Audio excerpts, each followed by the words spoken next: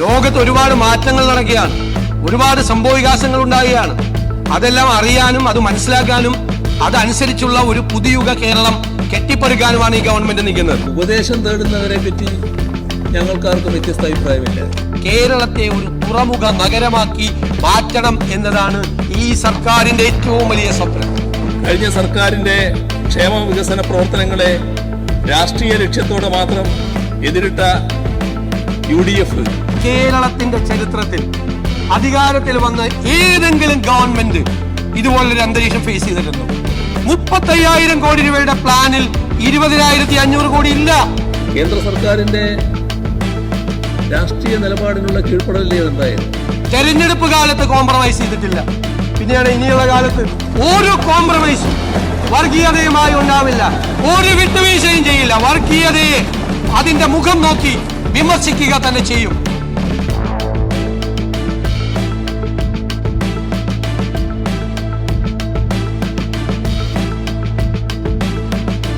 ഒന്നാമത്തെ കാര്യം, നിയമസഭ നടപടിക്രമങ്ങളുടെ ഒരു ലിസ്റ്റ് നിയമസഭ പബ്ലിഷ് ചെയ്തതിന് ശേഷം ആ നടപടിക്രമങ്ങൾ അനുസരിച്ച് മേശപ്പുറത്ത് വയ്ക്കുന്ന ഒരു കടലാസ് എന്ന ഐറ്റത്തിലാണ് ഞാൻ ഈ ധവളപത്രം മേശപ്പുറത്ത് വെച്ചത്.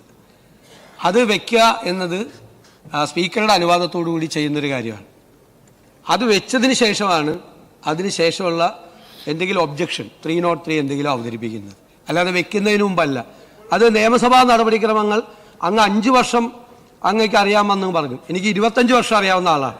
ഇതാണ് നടപടിക്രമം. അങ്ങ് പരിശോധിച്ചാൽ മതി. ഇതിനു മുമ്പ് ഏത് കാര്യത്തിൽ ലീഗൽ ഒബ്ജക്ഷൻ, ഒരു ബില്ല് പോലും പൈലറ്റ് ചെയ്തിട്ടാണ് ലീഗൽ ഒബ്ജക്ഷൻ. ഇത് സംബന്ധിച്ച് ബഹുമാനപ്പെട്ട മുൻ ധനകാര്യമന്ത്രി ശ്രീ KN ബാലഗോപാൽ ഉന്നയിച്ച എല്ലാ കാര്യങ്ങളെയും വളരെ അടിസ്ഥാനരഹിതമായ കാര്യങ്ങളാണ് ഇവിടെ പറഞ്ഞത്. ഒരു ഡോക്യുമെന്റും പുറത്തേക്ക് പോയിട്ടില്ല. ധനകാര്യ വകുപ്പിന്റെ നേതൃത്വത്തിലാണ് ഇത് തയ്യാറാക്കിയിരിക്കുന്നത്. ക്യാബിനറ്റിന്റെ അനുമതിയോടുകൂടിയാണ് തയ്യാറാക്കിയിരിക്കുന്നത്. ക്യാബിനറ്റിന്റെ അപ്രൂവൽ ഈ വൈറ്റ് പേപ്പറിനുണ്ട്. മുഴുവൻ നടപടിക്രമങ്ങൾ പബ്ലിക് ഡൊമൈനിലുള്ള ഡോക്യുമെന്റാണ് ഇതെല്ലാം. ഈ ഡോക്യുമെന്റ് ഇവിടെ ഇന്ന് വെച്ചിരിക്കുന്നത് കേരളാസ് ഫിസ്ക്കൽ ഹെൽത്ത് എന്നാണ്. കേരളത്തിന്റെ സാമ്പത്തിക ആരോഗ്യത്തെക്കുറിച്ചുള്ള ഒരു സ്റ്റേറ്റസ് റിപ്പോർട്ടാണ് ഗവൺമെന്റ് സഭയിൽ വെച്ചിരിക്കുന്നത്. കാരണം കേരളത്തിലെ ജനങ്ങൾ അറിയണം കേരളത്തിലെ സമ്പദ് വ്യവസ്ഥയുടെ യഥാർത്ഥ ചിത്രം എന്താണ് എന്ന്. കേരളത്തിലെ ജനങ്ങൾ, സാധാരണക്കാരായ ആളുകൾ, MLA മാർ, മന്ത്രിമാർ, ജനപ്രതിനിധികൾ, ഇത് തയ്യാറാക്കുന്ന ആളുകൾ എല്ലാവരും അറിയണം. ബ്യൂറോക്രസി എല്ലാവരും അറിയണം ഇതെന്താണ് കേരളത്തിന്റെ യഥാർത്ഥ സമ്പദ് വ്യവസ്ഥ. ഇതെല്ലാം പബ്ലിക് ഡൊമൈനിലുള്ള വിവരങ്ങൾ മാത്രമാണ്. ഇത് നമുക്കറിയാം. ഇപ്പൊ CDS പരിശോധിച്ചാൽ CDSന്റെ ചെയർമാൻ ഇതിനകത്ത് കമ്മിറ്റി അംഗമാണ്. CDSൽ എല്ലാ ഡോക്യുമെന്റും ഉണ്ട്. ഗുലാത്തി ഇൻസ്റ്റിറ്റ്യൂട്ടിൽ അവരുടെ സഹകരണം ഞങ്ങൾ തേടിയിട്ടുണ്ട്. അവരുടെ എല്ലാ ഡോക്യുമെന്റും ഉണ്ട്. മാത്രമല്ല എല്ലാ വർഷവും ബജറ്റിൽ പ്രഖ്യാപിക്കുന്ന കാര്യങ്ങളാണ് ഈ ഡോക്യുമെന്റ്സ് എന്ന് പറയുന്നത്. എല്ലാ വർഷത്തെയും ബജറ്റിന്റെ ഡോക്യുമെന്റിൽ, പ്ലാൻ ഡോക്യുമെന്റ്, ഇതൊന്നും ഒരു രഹസ്യ സ്വഭാവമുള്ള ഒരു ഡോക്യുമെന്റും ഇതിനകത്തില്ല.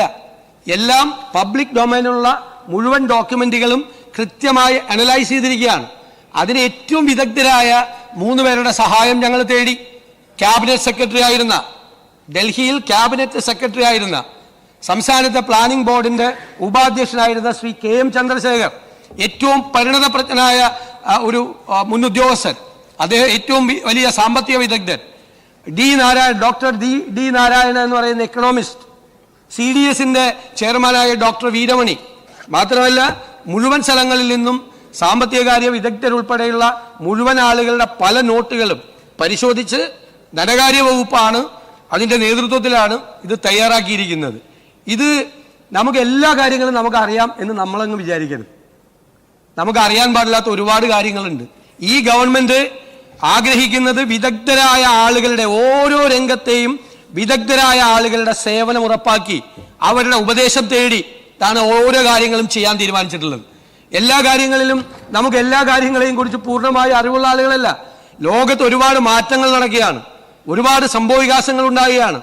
അതെല്ലാം അറിയാനും അത് മനസ്സിലാക്കാനും അതനുസരിച്ചുള്ള ഒരു പുതിയുഗ കേരളം കെട്ടിപ്പടുക്കാനുമാണ് ഈ ഗവൺമെന്റ് നിൽക്കുന്നത്. ഞാൻ വളരെ അഭിമാനത്തോടു കൂടി പറയുന്നു, ഇവിടെ പലപ്പോഴും വെച്ചിട്ടുള്ള പല വൈറ്റ് പേപ്പറുകളും പൊളിറ്റിക്കൽ ഡോക്യുമെന്റാണ്. ഇത് it's not a political document. ഇത് സംസ്ഥാനത്തിന്റെ സാമ്പത്തിക ആരോഗ്യം സംബന്ധിച്ച ഒരു സ്റ്റേറ്റസ് റിപ്പോർട്ടാണ്. ഇത് കേരളത്തിന്റെ ഭാവി കെട്ടിപ്പടുക്കുന്നതിന് വേണ്ടി ഏറ്റവും പ്രയോജനം ചെയ്യാൻ പോകുന്ന അടിസ്ഥാന ഡോക്യുമെന്റാണ്. കെട്ടിപ്പൊക്കിയ മിഥ്യകളൊന്നും ശരിയല്ല എന്ന്. ഞാനിപ്പോൾ അതിനെക്കുറിച്ച് ഇതിന്റെ വിശദാംശങ്ങളിലേക്ക് പോകുന്നില്ല. അതെല്ലാം വായിച്ചു നോക്കിയിട്ട് എല്ലാവരും മനസ്സിലാക്കിയാൽ മതി. കെട്ടിപ്പൊക്കിയ മിഥ്യകൾ ഒരിക്കലും ഒരു സംസ്ഥാനത്തിന്റെ സമ്പദ് വ്യവസ്ഥയും ഒരു പ്ലാനും തയ്യാറാക്കുമ്പോൾ അതിന്റെ അടിസ്ഥാനപരമായ കാര്യങ്ങൾ പോലും ശ്രദ്ധിക്കാതെ സമ്പദ് വ്യവസ്ഥയുടെ അടിത്തറ കുഴിമാന്തുന്ന സംഭവങ്ങൾ ഇതെല്ലാം നമ്മൾ അറിയണ്ടേ? നമ്മൾ അറിയണമെങ്കിൽ വിദഗ്ധ ഉപദേശം വേണം. ആ വിദഗ്ധ ഉപദേശം ഈ സർക്കാർ ഇനിയുള്ള എല്ലാ കാര്യങ്ങളിലും നേടിക്കൊണ്ടായിരിക്കും മുന്നോട്ട് പോകുന്നത്. ആ വിദഗ്ധരുടെ സേവനവും അവരുടെ ഉപദേശവും ഈ വൈറ്റ് പേപ്പർ തയ്യാറാക്കുന്നതിന് സഹായകരമായിട്ടുണ്ട്. അവരോട് നന്ദി പറയാൻ കൂടി ഞാൻ അവസരം ഉപയോഗിക്കുന്നു.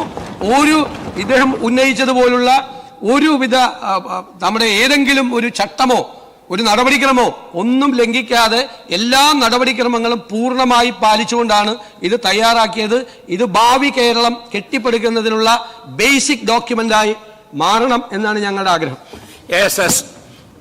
ഇന്ന് സഭയിൽ സർക്കാർ മേശപ്പുറത്ത് വെച്ചിരിക്കുന്ന ധവളപത്രം ബഹുമാനപ്പെട്ട പ്രതിപക്ഷ നേതാവ്. സർ, ബഹുമാനപ്പെട്ട മുഖ്യമന്ത്രി പറഞ്ഞ കാര്യം ഒരു വീണെടുത്തുനിന്ന് ഉരുളലാണ്. നമ്മുടെ സംസ്ഥാനം ഇതേവരെ പ്രസിദ്ധീകരിച്ചിട്ടുള്ള ധവളപത്രങ്ങളൊക്കെ പൊളിറ്റിക്കൽ ഡോക്യുമെൻ്റായിരുന്നു. ഇതാണ് ശരിയായ ധവളപത്രം എന്നാണ് അദ്ദേഹം പറഞ്ഞത്. സർ, അത് വിചിത്രമായൊരു വാദമാണ്. സർ, നമ്മുടെ സംസ്ഥാനത്ത് അപ്പുറത്തായാലും ഇപ്പുറത്തായാലും മാറി മാറി വന്ന ഗവൺമെൻറ്റുകൾ ധവളപത്രം ഇറക്കിയിട്ടുണ്ട്.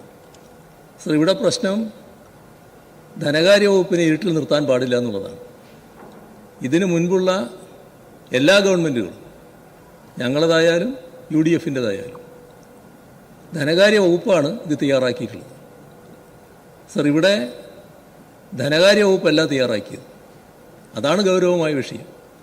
അപ്പോൾ ധനകാര്യ വകുപ്പ് നേരത്തെ തയ്യാറാക്കിയ അത്തരം ഡോക്യുമെൻറ്റുകൾ പൊളിറ്റിക്കൽ ഡോക്യുമെൻ്റാണെന്ന് മുഖ്യമന്ത്രി പറയുന്നത് വിചിത്രമായൊരു വാദഗതിയായിപ്പോയി. സർ, ഇതാണ് പൊളിറ്റിക്കൽ ഡോക്യുമെൻ്റ്. അത്തരമൊരു പൊളിറ്റിക്കൽ ഡോക്യുമെൻ്റ് ഇവിടെ കൊണ്ടുവന്നത് തീർത്തും അനുചിതമായ നടപടിക്രമമാണ്. സർ, ഉപദേശം തേടുന്നവരെ പറ്റി ഞങ്ങൾക്കാർക്കും വ്യത്യസ്ത അഭിപ്രായമില്ല. വിദഗ്ധരുടെ ഉപദേശം പല കാര്യങ്ങളിലും തേടേണ്ടി വരും. ഗവൺമെൻറ് ഇനിയും തേടേണ്ടതായിട്ട് വരും. പക്ഷേ ധവളപത്രം തയ്യാറാക്കുന്നത് നമ്മുടെ ധനകാര്യ വകുപ്പായിരിക്കണമായിരുന്നു. അതിൻ്റെ വ്യതിയാനമാണ് വന്നിട്ടുള്ളത്. ഇതൊരു കൃത്യമായ പൊളിറ്റിക്കൽ ഡോക്യുമെൻ്റാണ്. ഉള്ളടക്കം നോക്കി ബാക്കി കാര്യങ്ങൾ പിന്നീട് പറയാം. ബഹുമാനപ്പെട്ട മുഖ്യമന്ത്രി, ബഹുമാനപ്പെട്ട പ്രതിപക്ഷ നേതാവ് ഇവിടെ നടത്തിയതാണ് പൊളിറ്റിക്കൽ സ്റ്റേറ്റ്മെന്റ്. സാർ, അങ്ങ് ഇതിന് എതിരായിട്ടൊരു ആക്ഷേപം ഉന്നയിക്കുമ്പോൾ ഏത് നടപടിക്രമമാണ്, ഏത് ആക്റ്റാണ്, ഏത് റൂൾസാണ്, ഏത് പ്രൊസീജിയറാണ് ലംഘിച്ചുകൊണ്ടാണ് ഇത് നടത്തിയതെന്ന് പറയാൻ കഴിഞ്ഞിട്ടില്ല. പിന്നെ ജസ്റ്റ് പറയാമല്ലോ, ഇതാണ് പൊളിറ്റിക്കൽ ഡോക്യുമെന്റ്. അങ്ങ് ഇത് വായിച്ചു നോക്കിയിട്ട് പോലില്ലല്ലോ. വായിച്ചു പോലും നോക്കാതെ അങ്ങയുടെ കയ്യിൽ ഇപ്പോൾ കോപ്പി എത്തുന്നേ ഉള്ളൂ. അതിനു മുമ്പ് ഇതൊരു പൊളിറ്റിക്കൽ ഡോക്യുമെന്റ് ആണെന്ന് അങ്ങ് എങ്ങനെയാണ് മുൻകൂട്ടി പറയണത്? അത് മുൻവിധിയോടുകൂടി അങ്ങ് പറയാണ്. മുൻവിധിയോടുകൂടി അതിൻ്റെ കവർ എത്തുന്നേ ഉള്ളൂ. അവിടെ ആ കവർ എത്തുന്നേ ഉള്ളൂ. എൻ്റെ കയ്യിൽ കിട്ടിയ, ഞങ്ങൾ ക്യാബിനറ്റ് പരിശോധിച്ചുകൊണ്ട് എനിക്കറിയാം, അങ്ങ് ഇത് കണ്ടിട്ട് പോലുമില്ല. കാണുന്നതിന് മുമ്പ് ഇതാണ് പൊളിറ്റിക്കൽ ഡോക്യുമെന്റ് എന്ന് പറഞ്ഞത് ഉചിതമായില്ല എന്നാണ് എനിക്ക് പറയാനുള്ളത്. സർ, ഞാൻ പറഞ്ഞത് ബഹുമാനപ്പെട്ട മുഖ്യമന്ത്രി പറഞ്ഞതിനുള്ള മറുപടിയാണ്. അദ്ദേഹമാണ് പറഞ്ഞത് നേരത്തെ ഉള്ളതെല്ലാം പൊളിറ്റിക്കൽ ഡോക്യുമെന്റ് ആയിരുന്നു. അതിനുള്ള മറുപടിയാണ് ഞാൻ പറഞ്ഞത്. അതാണ് ശ്രദ്ധിക്കേണ്ടത്. ഞാൻ പറഞ്ഞത് കൃത്യമായിട്ട് ഇസ് ഓൺ റെക്കോർഡ്. ഞാൻ പറഞ്ഞത് ശ്രദ്ധിച്ചോ? ഇതിനു മുമ്പ് കൊണ്ടുവന്ന പല ധവളപത്രങ്ങളും അല്ലല്ല, നോക്കിക്കോ, ഇറ്റ്സ് ഓൺ റെക്കോർഡ്. ധവളപത്രങ്ങളും പൊളിറ്റിക്കൽ ഡോക്യുമെന്റ് ആയിരുന്നു. ഇതല്ല എന്നാണ് പറയുന്നത്. നോക്കിക്കോ, നിങ്ങൾ പരിശോധിക്കുക. രണ്ടാമത്തെ കാര്യം, അല്ല, നിങ്ങൾ ബഹളം ഉണ്ടാക്കിയല്ലേ? ഞങ്ങളിപ്പോൾ അദ്ദേഹം പറഞ്ഞതല്ലേ ഞാൻ മറുപടി പറയുന്നത്. നിങ്ങൾ അതുകൊണ്ട് എന്താ കുഴപ്പം? ഇതിനു മുൻപ് ഇങ്ങനെയാണ് ചെയ്തത് അതുകൊണ്ട് നിങ്ങളും ഇങ്ങനെ ചെയ്യണം. അങ്ങനെ ചെയ്യണമെങ്കിൽ അത് പാലിക്കേണ്ട ഏതെങ്കിലും നടപടിക്രമങ്ങൾ ലംഘിച്ചാൽ അത് പറയാം. ഞങ്ങൾക്ക് ഞങ്ങളുടേതായ രീതിയുണ്ട്. ഞാൻ പറഞ്ഞല്ലോ, നിങ്ങൾ പിന്തുടരുന്ന നയം തുടരാനല്ല ഞങ്ങൾ ഇവിടെ ഇരിക്കുന്നത്. ഞങ്ങളെ ജനങ്ങൾ ഇവിടെ ഇരുത്തിയിരിക്കുന്നത് അതിനല്ല. ആ നയങ്ങൾക്ക് മാറ്റമുണ്ടാകണം, ആ സമീപനങ്ങൾക്ക് മാറ്റമുണ്ടാകണം. അതിനാണ് നിങ്ങളെ പരാജയപ്പെടുത്തി ഞങ്ങളെ വിജയിപ്പിച്ച് ഞങ്ങളെ ഈ കസേരകളിൽ ഇരുത്തിയിരിക്കുന്നത്. ആ മാറ്റം ഉണ്ടാവുക തന്നെ ചെയ്യും.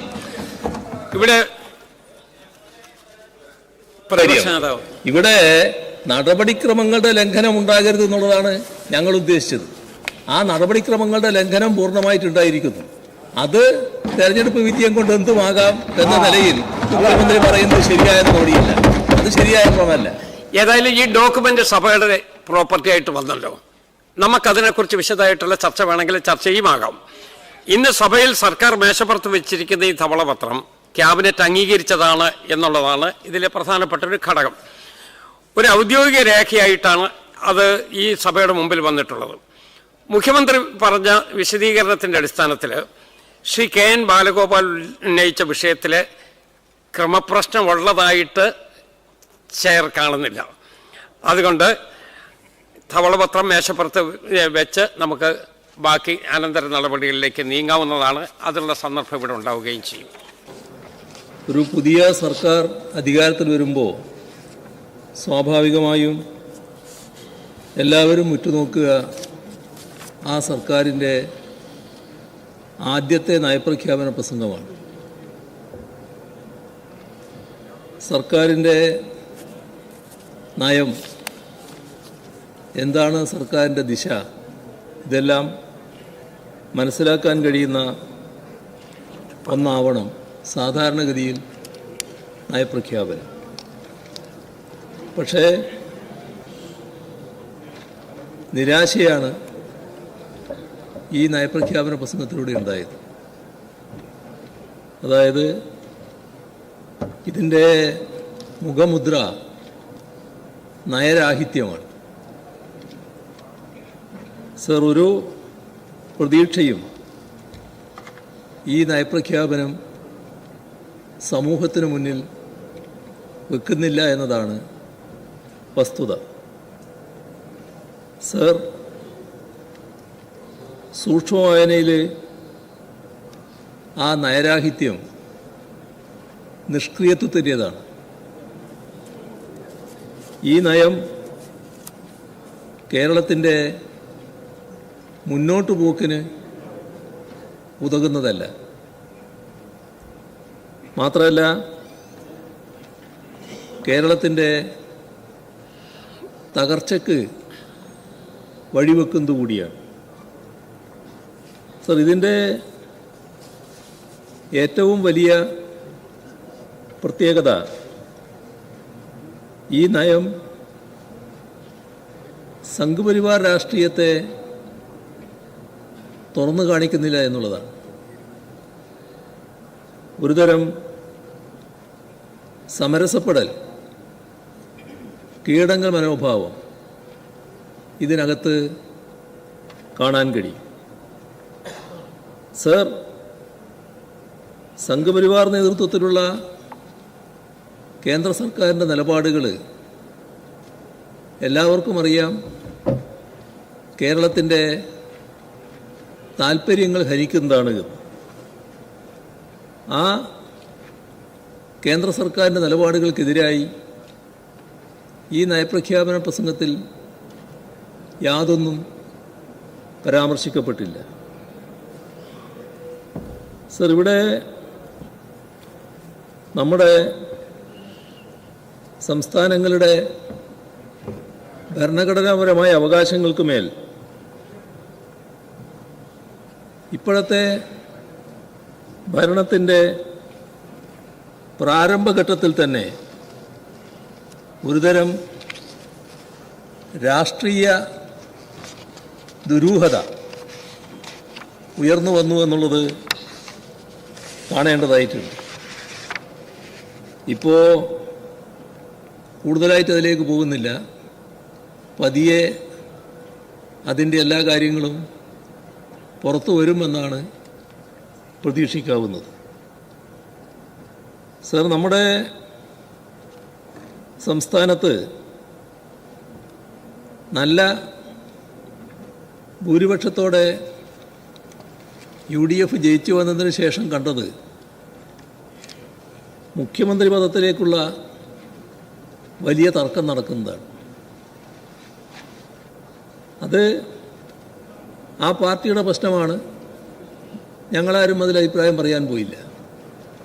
പക്ഷേ തെരുവുകളിൽ ഗ്രൂപ്പ് യുദ്ധം സംഘടിപ്പിക്കുന്നതായി പിന്നീട് കാണാൻ കഴിയും. അതെല്ലാം കഴിഞ്ഞു, ഭരണം തുടങ്ങി. സർ, തുടക്കത്തിൽ എന്താണ് കാണാൻ കഴിയുന്നത്? ഇവിടെ കൂട്ടുത്തരവാദിത്വം നഷ്ടപ്പെടുന്നു എന്നതാണ് തുടക്കത്തിൽ തന്നെ ഉണ്ടായ പ്രതീതി.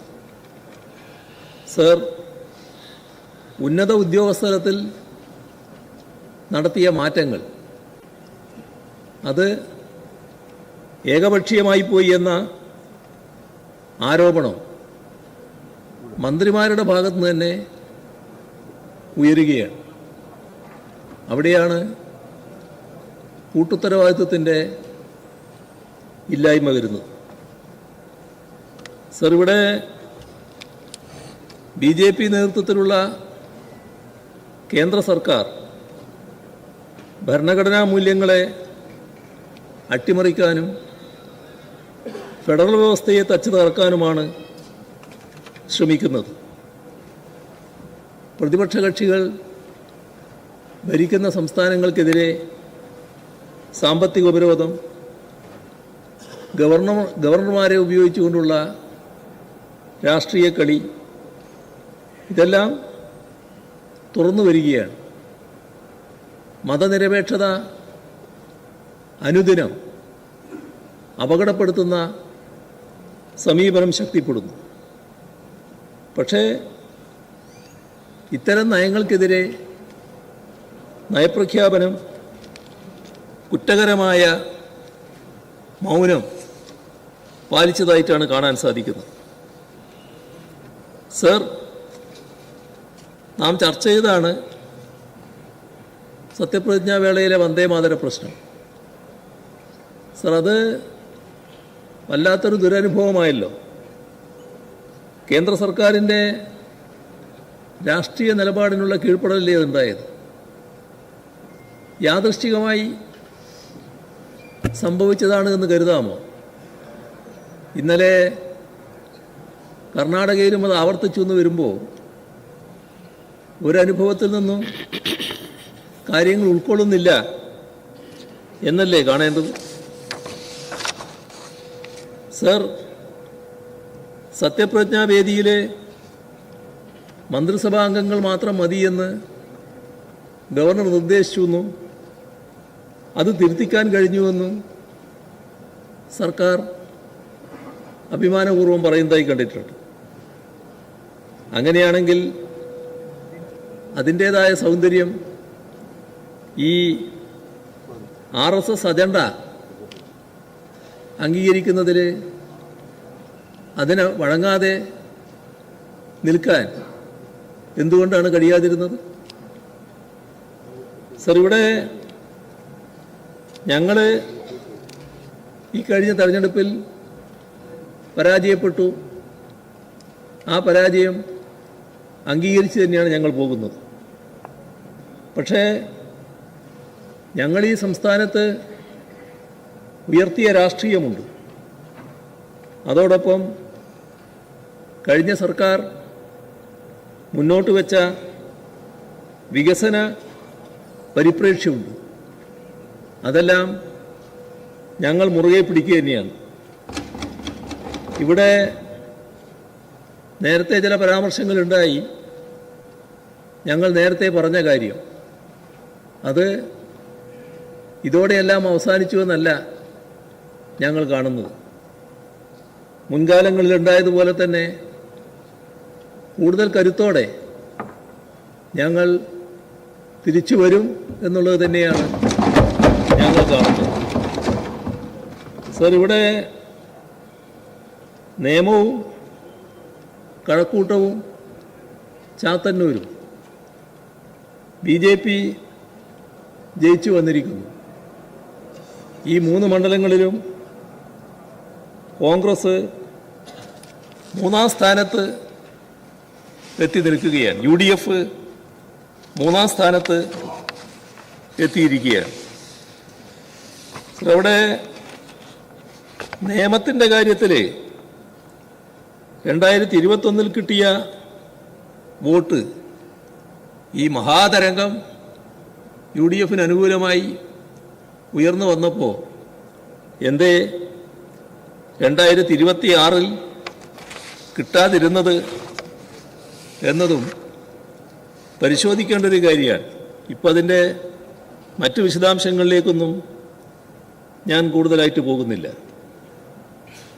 സർ, ഒരു പ്രത്യേകത കാണാനിടയായി. അത് സംസ്ഥാനത്തെ BJPയുടെ അധ്യക്ഷൻ ഇവിടെ നടത്തിയ നയപ്രഖ്യാപന പ്രസംഗത്തെ അഭിനന്ദിക്കുന്ന നിലയുണ്ടായി. സാമൂഹ്യ മാധ്യമങ്ങളിൽ പങ്കുവച്ച കുറിപ്പിൽ നയപ്രഖ്യാപനത്തിലുള്ള ഭൂരിഭാഗവും BJPയുടെ പ്രകടന പത്രികയിൽ നിന്നും കാഴ്ചപ്പാടിൽ നിന്നും പ്രചോദനം ഉൾക്കൊണ്ട് കടമെടുത്ത് തയ്യാറാക്കിയതാണ് എന്നാണ് അദ്ദേഹം അവകാശപ്പെട്ടിരിക്കുന്നത്. സർ,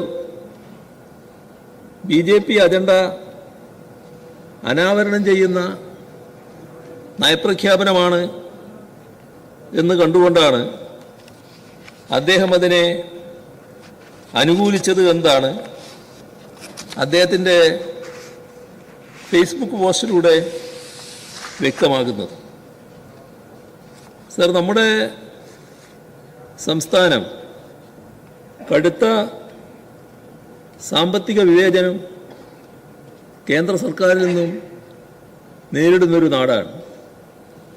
GST നഷ്ടപരിഹാരം, വായ്പാപരിധി നിയന്ത്രണം, കേന്ദ്ര നികുതി വിഹിതത്തിലെ അനീതി, കേന്ദ്രാവിഷ്കൃത പദ്ധതികളിലെ വിഹിതക്കുറവ്, സംസ്ഥാനത്തിൻ്റെ ഭരണഘടനാപരമായ അവകാശങ്ങളിൽ ഇടപെടൽ, ഇങ്ങനെ കേരളത്തിൻ്റെ ധനസ്ഥിതിയെ തകർക്കാനുള്ള ഒട്ടേറെ ശ്രമങ്ങളാണ് കേന്ദ്ര സർക്കാരിൻ്റെ ഭാഗത്തുനിന്നുണ്ടായത്.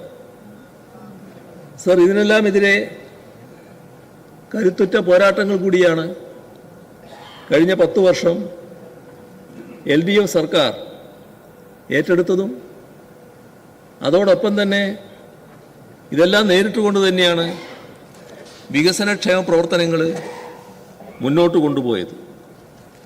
സർ, എന്നാൽ ആ കാലത്ത് കേരളത്തിൻ്റെ അവകാശങ്ങൾ സംരക്ഷിക്കുന്നതിന് പ്രതിപക്ഷത്തിൻ്റേതായ സഹായം ഒരു ഘട്ടത്തിലും ഉണ്ടായില്ല എന്നത് ഓർക്കേണ്ടതാണ്.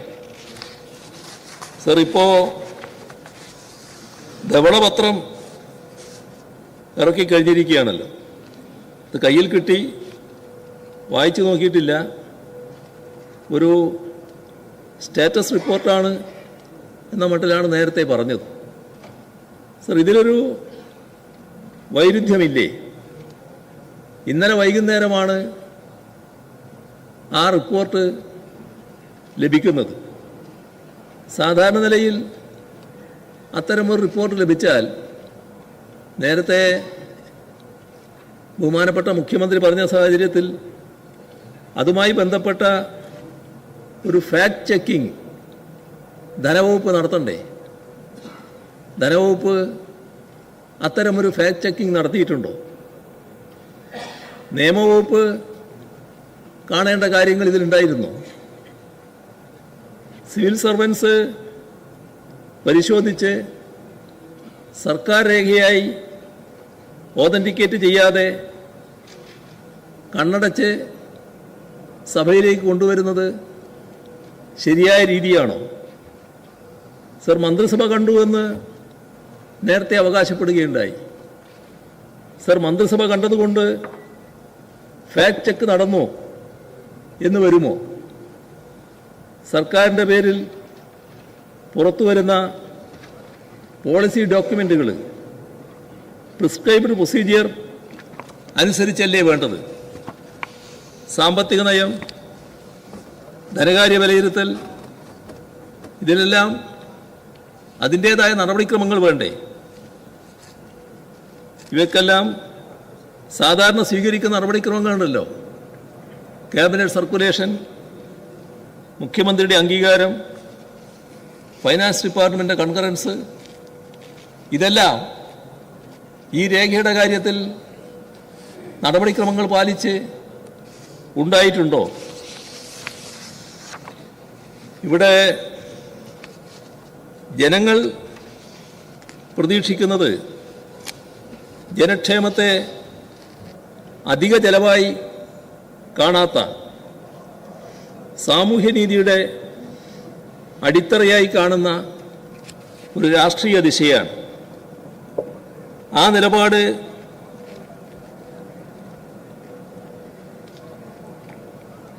ഈ നയപ്രഖ്യാപന പ്രസംഗത്തിൽ പ്രതിഫലിച്ചില്ല.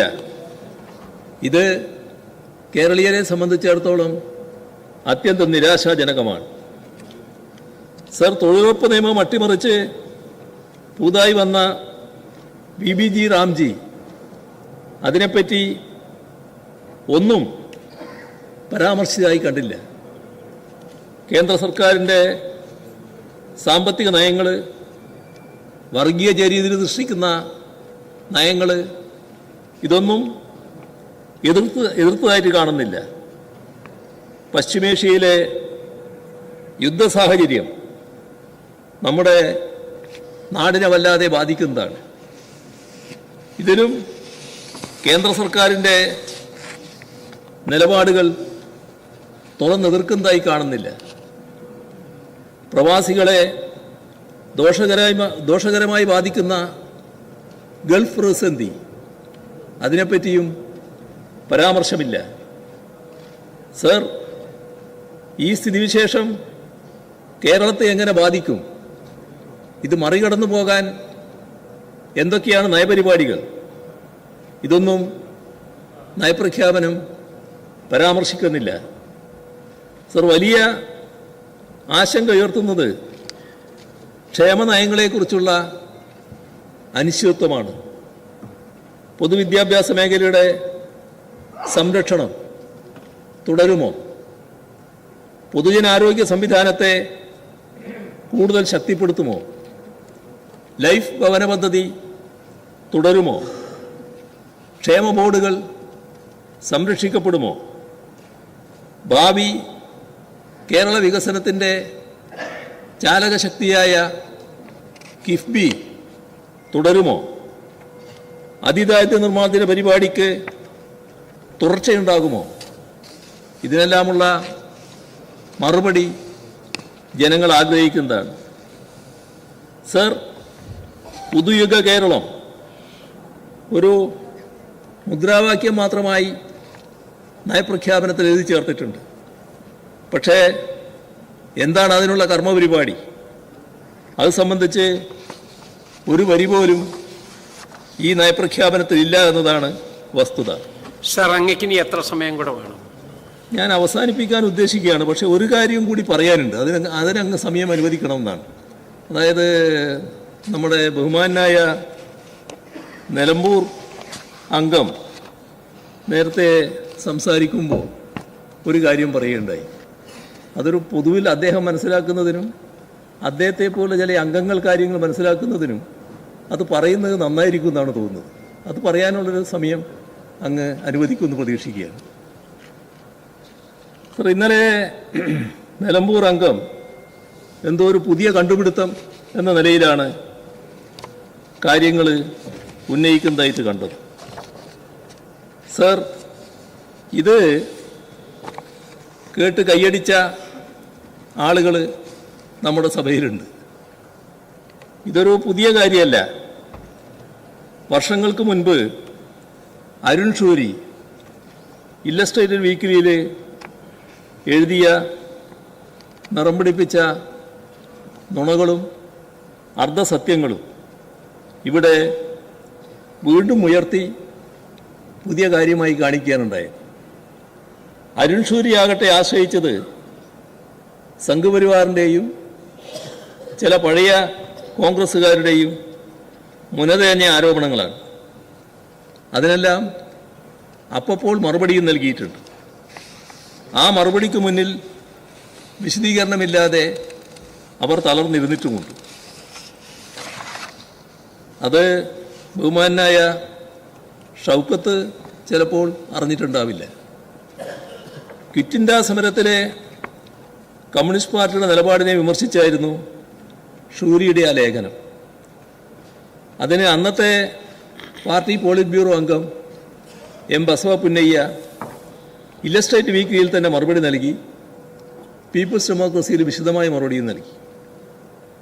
രണ്ടാം ലോകമഹായുദ്ധം 1939 രണ്ട് സാമ്രാജ്യത്വ ശക്തി ധ്രുവങ്ങളാണ് ഉണ്ടായത്. അച്ചുതണ്ട് ശക്തികൾ ഒരു ഭാഗത്ത്, ജർമ്മനി, ജപ്പാൻ, ഇറ്റലി; മറുവശത്ത് സഖ്യശക്തികൾ, Britain, France, America. Soviet Union ആദ്യഘട്ടത്തിൽ ഇരുവശത്തും ഇല്ലായിരുന്നു. സോവിയറ്റ് യൂണിയൻ യുദ്ധത്തിൽ ചേർന്നില്ല. 1941 ജർമ്മനിയും കൂട്ടാളികളും വലിയ മുന്നേറ്റമുണ്ടാക്കിയ ശേഷം സോവിയറ്റ് യൂണിയനെ ആക്രമിക്കാൻ പുറപ്പെട്ടു.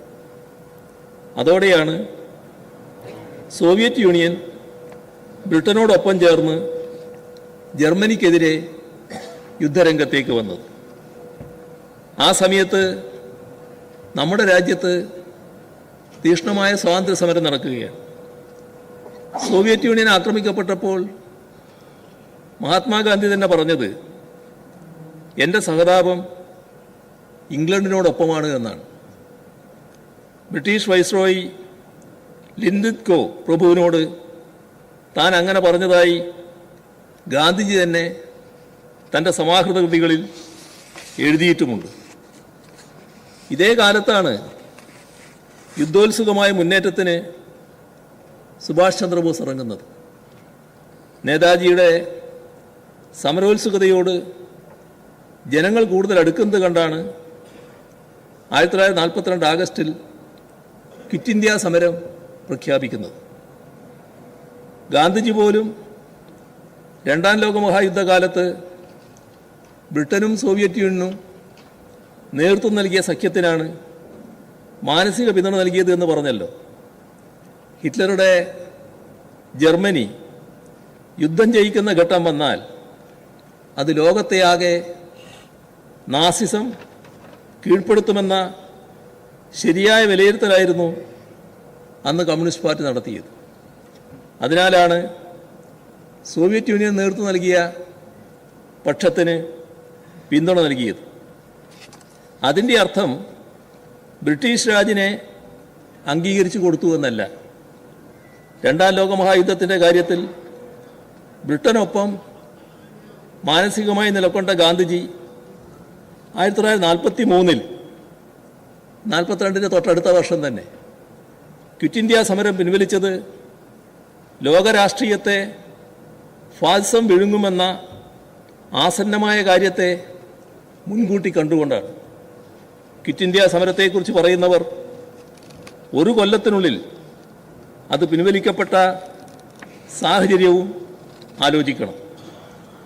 ഇനി വേറൊരു കാര്യം, അരുൺ ഷൂരി ആക്ഷേപിച്ച അതേ കമ്മ്യൂണിസ്റ്റുകാർ തന്നെയാണ് ആ ഘട്ടത്തിൽ ബ്രിട്ടീഷുകാരെ സായുധമായി എതിരിട്ടത്. പെഷവാർ, കോൺപൂർ, മദ്രാസ്, മീററ്റ്, ലാഹോർ ഗൂഢാലോചന കേസുകൾ കമ്മ്യൂണിസ്റ്റുകാർക്ക് മേൽ ചുമത്തപ്പെട്ടത് ഇതേ കാലത്താണ്. കോൺഗ്രസിന് മേൽ നിരോധനമില്ലാതിരുന്നു ആ കാലത്ത്. എന്നാൽ ആ കാലത്ത് ബ്രിട്ടീഷുകാർ കമ്മ്യൂണിസ്റ്റ് പാർട്ടിയെ നിരോധിച്ചിരുന്നു എന്നതും ഓർക്കേണ്ടതാണ്. നിരോധനം നീങ്ങി 1943 കമ്മ്യൂണിസ്റ്റ് പാർട്ടിയുടെ ഒന്നാം പാർട്ടി കോൺഗ്രസ് ബോംബെയിൽ നടന്നത്. 139 പ്രതിനിധികളാണ് ഇതിലുണ്ടായിരുന്നത്.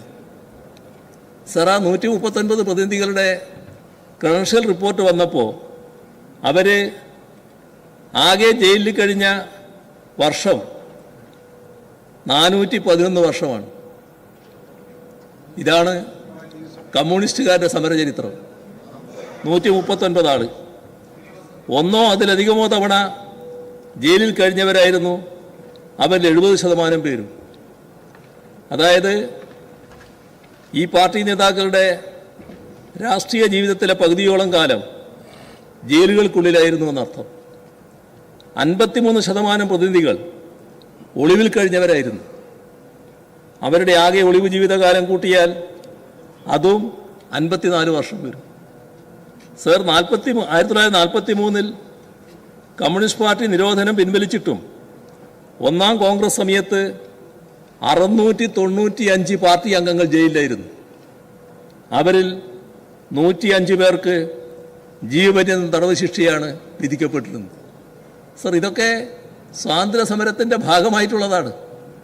കമ്മ്യൂണിസ്റ്റുകാരും അന്ന് സ്വാതന്ത്ര്യ സമരത്തിൻ്റെ ഭാഗമായി ദേശീയ പ്രസ്ഥാനത്തിൽ പങ്കെടുത്തുകൊണ്ടാണല്ലോ പ്രവർത്തിച്ചിരുന്നത്. ഇതാണ് കമ്മ്യൂണിസ്റ്റ് പാർട്ടിയുടെ സമരചരിത്രം, രക്തലിപികളിൽ എഴുതിയ സമരചരിത്രം. സർ, ഞാൻ അവസാനിപ്പിക്കുകയാണ്. PC ജോഷി എഴുതിയ കത്തിനെപ്പറ്റി പാർട്ടി നിലപാട് വിശദീകരിച്ച് ഒരു കത്തല്ല പല കത്തും എഴുതിയിട്ടുണ്ട്. അതിൽ പറഞ്ഞത് പാർട്ടി നിലപാടാണ്. ഫാസിസ്റ്റ് വിരുദ്ധ യുദ്ധത്തിന് അനുകൂലമായി കമ്മ്യൂണിസ്റ്റുകാർ പ്രവർത്തിക്കേണ്ടതിൻ്റെ ആവശ്യകത ബോധ്യപ്പെടുത്താൻ തയ്യാറാണ് എന്ന് പറഞ്ഞാണ് എഴുതിയത്. ഇതിലൊരിടത്തും കോൺഗ്രസ്സുകാരെ പിടിച്ചു തരാം എന്ന ഭാഗമില്ല. PC ജോഷി അടക്കമുള്ള കമ്മ്യൂണിസ്റ്റ് നേതാക്കൾ കോൺഗ്രസ്സുകാരായി സ്വാതന്ത്ര്യ സമരത്തിൽ അണിചേർന്നവരാണ്. അതും ബഹുമാനപ്പെട്ട ഷൗക്കത്തിന് അറിയാതിരിക്കില്ല എന്നാണ് തോന്നുന്നത്. പിന്നെ ഒരു ഒറ്റിൻ്റെ കാര്യം അദ്ദേഹം പറയുകയുണ്ടായി. സർ, ആ ഒറ്റിൻ്റെ ചരിത്രം കൂടി പറഞ്ഞ് ഞാൻ അവസാനിപ്പിക്കുക. 1946 പുന്നപ്ര വയലാറിൽ, 1948 മുതൽ 51 വരെ മലബാറിൽ പോലീസിനൊപ്പം സഞ്ചരിച്ച് കമ്മ്യൂണിസ്റ്റുകാരെ പിടികൂടാൻ കൂട്ടുനിന്ന ഷൗക്കത്തിൻ്റെ പൂർവികരുടെ പേരുകൾ നിരത്തിയാൽ തീരില്ല. സർ, ഇവിടെയാണ്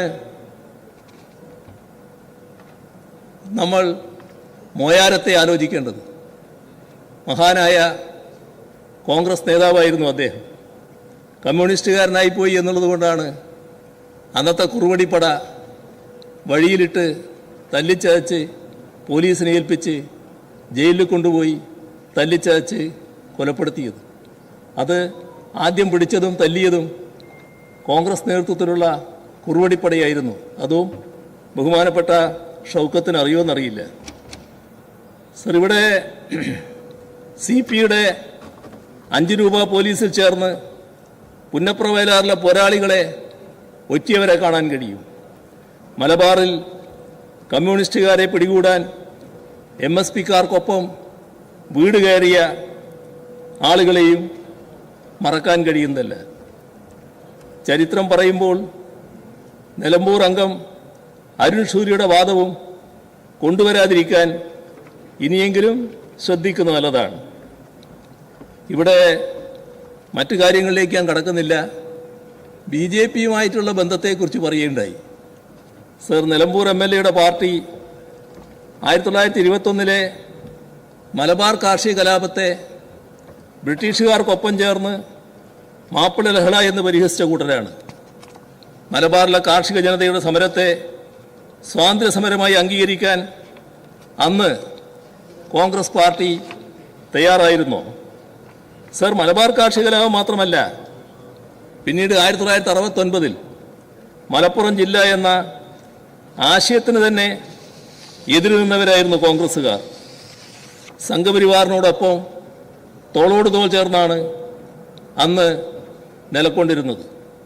1969 വഴിക്കടവിൽ നിന്നും ആരംഭിച്ച മലപ്പുറം ജില്ലാ വിരുദ്ധ ജാഥ ആരൊക്കെയായിരുന്നു നയിച്ചത് എന്ന് ബഹുമാന്യനായ ഷൗക്കത്തിന് നല്ല നിശ്ചയമുണ്ടായിരിക്കുമല്ലോ.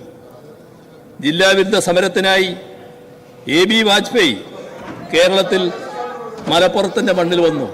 കണ്ട, വാജ്പേയിയുടെ പേര് പറയുമ്പോൾ വാജ്പേയിയുടെ പേര് പറയുമ്പോൾ അവിടെ ഒരു പൊള്ളല്. യഥാർത്ഥത്തിൽ പൊള്ളേണ്ടവർ ഇവിടെ ഇരിക്കുന്നുണ്ട്. അവരെക്കാളും പൊള്ളൽ അപ്പുറത്താണ് കാണുന്നത്. ഇതൊക്കെ സർ സമയം പാലിക്കണം ചേർന്നു നിന്നാണ് ആ കാലത്ത് കോൺഗ്രസ്സുകാർ സമരം ചെയ്തത്. സമയം പാലിക്കണം. ഇതൊക്കെ ഓർമ്മിപ്പിക്കാൻ അവസരം നൽകിയതിന് ഷൗക്കത്തിന് നന്ദി രേഖപ്പെടുത്തട്ടെ സർ. സർ, കഴിഞ്ഞ സർക്കാരിൻ്റെ ക്ഷേമ വികസന പ്രവർത്തനങ്ങളെ രാഷ്ട്രീയ ലക്ഷ്യത്തോടെ മാത്രം എതിരിട്ട UDF എന്ത് ബദലാണ് സർ ഇപ്പോൾ മുന്നോട്ട് വെക്കുന്നത്? ജനങ്ങൾക്ക് പ്രതീക്ഷ അർപ്പിക്കാവുന്ന ഒരു പ്രഖ്യാപനവും ഈ നയപ്രഖ്യാപന പ്രസംഗത്തിലില്ല. ഇവിടെ LDF തുടങ്ങിവെച്ച വികസന കുതിപ്പുകളെ പിന്നോട്ടടിപ്പിക്കുമെന്ന ആശങ്കയാണ് ഈ നയപ്രഖ്യാപനത്തിന്റെ. അതുകൊണ്ട് തന്നെ നയപ്രഖ്യാപനത്തിന് മേലുള്ള നന്ദി പ്രമേയത്തെ ശക്തമായി എതിർക്കുകയാണ്. ബഹുമാനപ്പെട്ട ഗവർണറോട് നടത്തിയ നയപ്രഖ്യാപന പ്രസംഗത്തിന് ബഹുമാന്യനായ കോവളം അംഗം CM വിൻസെൻ്റ് അവതരിപ്പിച്ച നന്ദി പ്രമേയത്തെ ഞാൻ പൂർണ്ണമായി പിന്തുണയ്ക്കുന്നു. സർ, കേരളം വളരെ വലിയ പ്രതീക്ഷയോടുകൂടിയാണ് UDF സർക്കാരിന് അധികാരത്തിലെത്തിയിരിക്കുന്നത്. ആ ജനങ്ങളുടെ പ്രതീക്ഷയും സ്വപ്നങ്ങളും സാക്ഷാത്കരിക്കാനുള്ള അർപ്പണബോധത്തോടെ, നിശ്ചയദാർഢ്യത്തോടെ ഈ സർക്കാർ മുന്നോട്ട് പോകും. അത് ജനങ്ങളോട് നൽകിയ കാര്യങ്ങൾ, അവരോട് പറഞ്ഞ കാര്യങ്ങൾ, അവർക്ക് കൊടുത്ത വാക്ക്, ആ വാക്ക് പാലിച്ചുകൊണ്ട്, വാഗ്ദാനങ്ങൾ നിറവേറ്റിക്കൊണ്ട് ഒരു പുതുയുഗ കേരളത്തെ കെട്ടിപ്പടുക്കും എന്നാണ് ഞങ്ങൾ പറഞ്ഞിരിക്കുന്നത്. ആ പുതുയുഗ കേരളം യാഥാർത്ഥ്യമാക്കാനുള്ള കൂട്ടായ പരിശ്രമം ഉണ്ടാകും. ഞാൻ കരുതുന്നത് ആർക്കും ഒന്നും ഒറ്റയ്ക്ക് ചെയ്യാൻ കഴിയില്ല എന്ന് വിശ്വസിക്കുന്ന ഒരാളാണ് ഞാൻ.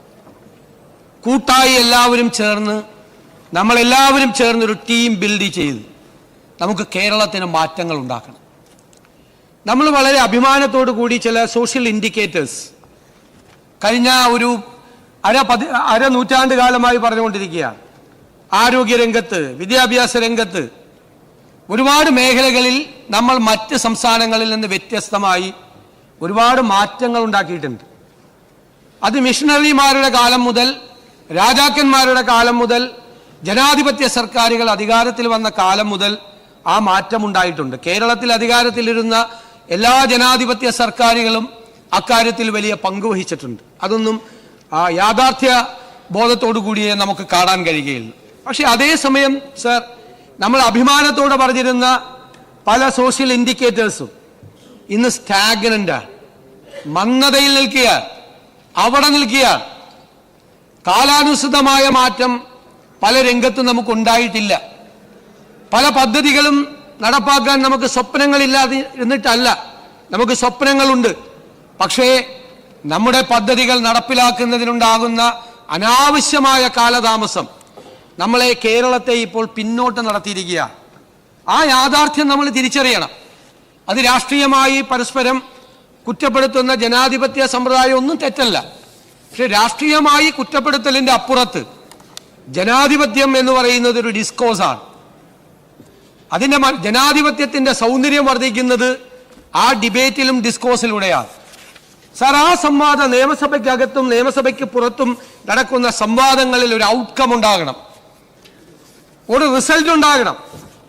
ആ റിസൾട്ട് കേരളത്തിന് മാറ്റമുണ്ടാക്കാൻ, കേരളത്തിലെ ജനങ്ങളുടെ ജീവിത നിലവാരത്തിന് മാറ്റമുണ്ടാക്കാൻ ഉതകുന്ന ഒരു ഡിബേറ്റ് കേരളത്തിൽ നടക്കണം. ഗവൺമെന്റിനെ വിമർശിക്കണം, ഗവൺമെന്റിന്റെ തെറ്റായ നടപടികളെ ചൂണ്ടിക്കാട്ടണം. ഗവൺമെന്റ് ആ തെറ്റുകൾ തിരുത്തും. തെറ്റാണ് എന്ന് തോന്നിയാൽ തിരുത്താൻ ഒരു മടിയും ഈ ഗവൺമെന്റിനുണ്ടാവില്ല. അതിന്റെ അപകർഷതാബോധത്തിന്റെ പ്രശ്നമില്ല.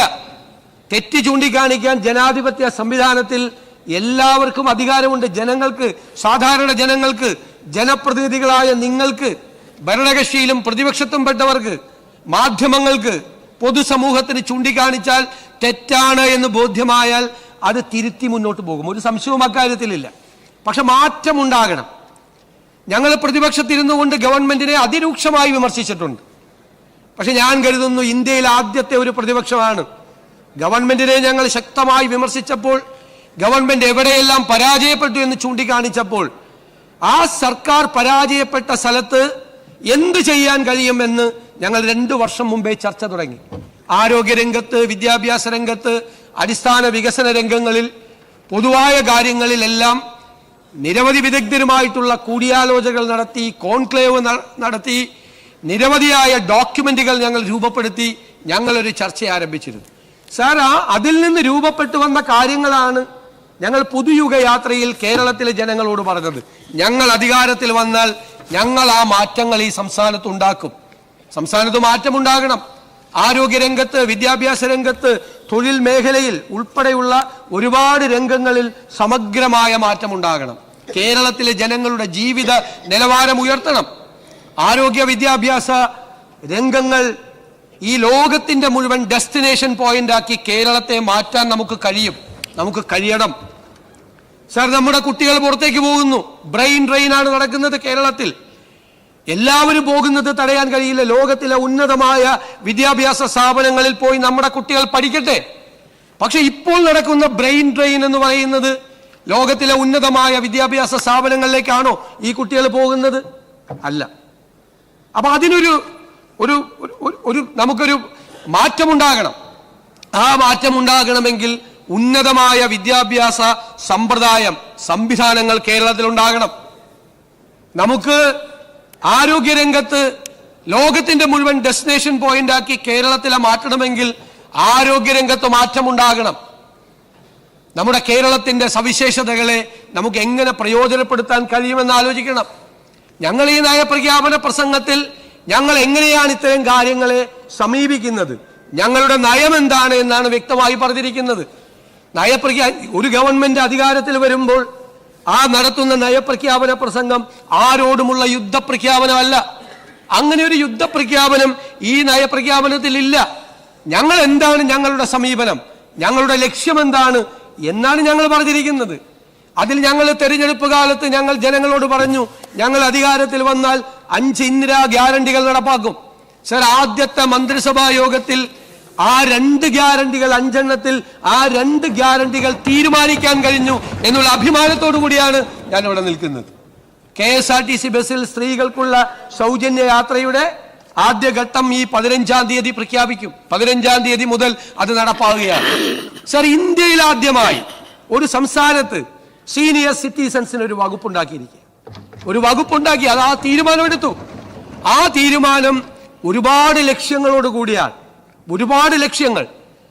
അത് ലോകത്തിലെ പല മാതൃകകളും കേരളത്തിൽ കൊണ്ടുവരണം. ഞാൻ പറഞ്ഞു, ഒരു സൊസൈറ്റി പരിഷ്കൃതമാണോ അല്ലയോ എന്ന് തീരുമാനിക്കുന്നത് ആ സൊസൈറ്റി, ആ സമൂഹം അവിടുത്തെ മുതിർന്ന പൗരന്മാരോട് എങ്ങനെ പെരുമാറുന്നു എന്നതിനെ കണക്കാക്കിയാണ്. സാർ, 3-4 വർഷം കഴിയുമ്പോൾ ഈ കേരളം ഈ രാജ്യത്തോട് മുഴുവൻ അഭിമാനത്തോടെ പറയാൻ കഴിയുന്ന ഒരു സാഹചര്യം, ഇന്ത്യയിലെ ഏറ്റവും പരിഷ്കൃതമായ സമൂഹമാണ് കേരളത്തിൽ ഉള്ളത് എന്ന് നമുക്ക് പറയാൻ കഴിയണം. അതൊരു ഔദാര്യ വെൽഫെയർ സ്കീമല്ല, മുതിർന്ന പൗരന്മാർക്ക് കൊടുക്കുന്ന ഒരു ഔദാര്യമല്ല. അത് അവരെ കൂടി നമ്മുടെ ഈ സംസ്ഥാനത്തിന്റെ നിർമ്മാണത്തിൽ പങ്കാളികളാക്കുന്ന ഒരു സിൽവർ ഇക്കോണമിയാണ്. അത് രാജ്യത്തിന്റെ ഏറ്റവും മോഡലായി കേരളത്തിൽ നമ്മൾ തുടക്കമിടാൻ നമ്മൾ ആഗ്രഹിക്കുന്നു. സാർ, നമുക്ക് ഒരുപാട് സ്വപ്ന പദ്ധതികൾ ഞങ്ങൾ നേരത്തെ പ്രഖ്യാപിച്ചിരുന്നു, ഞങ്ങളുടെ പ്രകടന പത്രികയിൽ പ്രഖ്യാപിച്ചിരുന്നു. അത് വേറെ ആരുടെയെങ്കിലും പ്രകടന പത്രികയിൽ ഉണ്ടോ എന്ന് ഞാൻ പരിശോധിച്ചിട്ടില്ല. ഞങ്ങളുടെ പ്രകടന പത്രികയിൽ പറഞ്ഞ കാര്യങ്ങൾ, അതിലെ പ്രധാനപ്പെട്ട സ്വപ്ന പദ്ധതികൾ ഇതിനകത്തുണ്ട്. സാർ, എന്താണ് കേരളത്തിന്റെ സവിശേഷത? നമുക്ക് ചില അഡ്വാൻറ്റേജസും ഡിസഡ്വാൻറ്റേജസും ഉണ്ട്. നമ്മുടെ ഡിസഡ്വാൻറ്റേജ് എന്ന് പറഞ്ഞാൽ നമുക്ക് സ്ഥലമില്ല എന്നുള്ളതാണ്. നമ്മുടെ ഡെൻസിറ്റി ഓഫ് പോപ്പുലേഷനാണ്, ജനസാന്ദ്രതയാണ്. പല സംരംഭങ്ങളും തുടങ്ങാനുള്ള ബുദ്ധിമുട്ടിന്റെ ഏറ്റവും പ്രധാനപ്പെട്ട പ്രശ്നങ്ങളിലൊന്ന് ലാൻഡാണ്. സാർ, നമ്മുടെ സവിശേഷതകളോ? നമുക്ക് 600 കിലോമീറ്റർ തീരപ്രദേശമുണ്ട്, കടലാണ്. നമുക്ക് 2 അന്താരാഷ്ട്ര തുറമുഖങ്ങളുണ്ട്, ഒരു കണ്ടെയ്നർ ടെർമിനലുണ്ട്, 17 മിനി തുറമുഖങ്ങളുണ്ട്. സാർ, ഇതിനെയെല്ലാം സംയോജിപ്പിച്ച് കേരളത്തെ ഒരു തുറമുഖ നഗരമാക്കി മാറ്റണം എന്നതാണ് ഈ സർക്കാരിന്റെ ഏറ്റവും വലിയ സ്വപ്നം. തുറമുഖ നഗരമാക്കി മാറ്റണം. സാർ, 1-ാം ഘട്ടത്തിൽ നമ്മുടെ റോഡുകൾ ഇപ്പൊ ഹൈവേ വരികയാണ്, റോഡുകൾ നിബിഡമാണ് വാഹനങ്ങൾ കൊണ്ട്. സാർ, അതിൽ 50% ലോജിസ്റ്റിക്സ് എങ്കിലും നമുക്ക് കടൽ വഴിയാക്കണം. റോഡിലൂടെ കൊണ്ടുപോകുന്നതിന്റെ 4/1 ചെലവിൽ കടലിലൂടെ കൊണ്ടുപോകാൻ പറ്റും. റോഡ് ഫ്രീ ആവും. 2ാം ഘട്ടത്തിൽ നമുക്ക് ക്രൂസ് ഷിപ്പിംഗ് തുടങ്ങണം, നമുക്ക് ടൂറിസം തുടങ്ങണം, പാസഞ്ചേഴ്സിനെ കൊണ്ടുപോകണം. 3ാം ഘട്ടത്തിൽ കേരളത്തിലെ നദികളുമായി അതിനെ സംയോജിപ്പിച്ചുള്ള വളരെ വിശദമായ ഒരു ടൂറിസം പ്രോജക്റ്റ് ഉണ്ടാകണം. കടലിൽ നിന്ന് വരുന്ന ആളുകൾക്ക് എല്ലാ സ്ഥലങ്ങളിലും പോകുവാൻ കഴിയുന്ന പ്രോക്സിമിറ്റിയുള്ള ടൂറിസത്തെ കൂടി ഡെവലപ്പ് ചെയ്യാൻ പറ്റുന്ന ഒരു വലിയ പദ്ധതി. കേരളം ഒരു തുറമുഖ നഗരമായി മാറ്റുമ്പോൾ ലക്ഷക്കണക്കിന് തൊഴിലവസരങ്ങൾ ഉണ്ടാകും. അതിനോടനുബന്ധിച്ചുള്ള ലോജിസ്റ്റിക് പാർക്കുകൾ ഉണ്ടാകും, ഫിഷറീസ് എക്സ്പോർട്ടുകൾ ഉണ്ടാകും. ഒരുപാട് നമുക്ക് വാല്യൂ ആഡഡ് കാര്യങ്ങൾ നമുക്ക് ചെയ്യാൻ കഴിയും. ഇന്ത്യയിലെ തന്നെ ഏറ്റവും മികച്ച തുറമുഖങ്ങളാക്കി നമ്മുടെ തുറമുഖങ്ങളെ നമുക്ക് മാറ്റാൻ പറ്റും. സാർ, ദുബായിലെ തുറമുഖം പോർട്ട്, ദുബായ് പോർട്ട്, ദുബായ് എന്ന് പറയുന്ന സ്റ്റേറ്റിലേക്ക് നൽകുന്ന കോൺട്രിബ്യൂഷൻ എന്ന് പറയുന്നത് അവരുടെ GDP-യിലേക്ക് നടത്തുന്ന കോൺട്രിബ്യൂഷൻ 28% ആണ്. 28% മൊത്തം GDP-യിലേക്ക്, ദുബായിയുടെ GDP-യിലേക്ക് ദുബായ് പോർട്ട് മാത്രം കൊടുക്കുന്ന കോൺട്രിബ്യൂഷൻ ആ ടോട്ടൽ GDP-യുടെ 28% ആണ്. സാർ, നമുക്ക് അതുപോലെ തന്നെ 4 അന്താരാഷ്ട്ര വിമാനത്താവളങ്ങളുണ്ട് ഈ ചെറിയ സംസ്ഥാനത്ത്. സാർ, അതിനെ നമ്മൾ ഡെവലപ്പ് ചെയ്ത് അതിൽ 2 സർക്കാരിന്റെ നിയന്ത്രണത്തിലാണ്, കണ്ണൂരും കൊച്ചിയിലും. സാർ, ഞങ്ങൾ 27 ഏവിയേഷൻ പ്രോജക്റ്റുകൾ തയ്യാറാക്കിയിട്ടുണ്ട്. ആ ഏവിയേഷൻ പ്രോജക്റ്റുകൾ നടത്തി സൗത്ത് ഏഷ്യയിലെ ഏറ്റവും വലിയ ഏവിയേഷൻ ഹബ്ബാക്കി കേരളത്തെ മാറ്റണം എന്നത് UDF-ന്റെ സ്വപ്നമാണ്. സാർ, നിങ്ങൾ ബാംഗ്ലൂർ എയർപോർട്ടിൽ ഒരു മലയാളിയാണ് മാനേജിംഗ് ഡയറക്ടർ. ആ ബാംഗ്ലൂർ എയർപോർട്ട് മാത്രം ഡെവലപ്പ് ചെയ്ത് കർണാടകത്തിലെ GDP-യിലേക്ക് ബാംഗ്ലൂർ എയർപോർട്ടിന്റെ കോൺട്രിബ്യൂഷൻ എന്ന് പറയുന്നത് 5% ആണ്. ഒരു എയർപോർട്ട് മാത്രം കൊടുക്കുന്ന സംഭാവനകൾ, അതും ലോജിസ്റ്റിക്സും മറ്റ് ഒരുപാട് മാർഗങ്ങളിലൂടെയാണത്.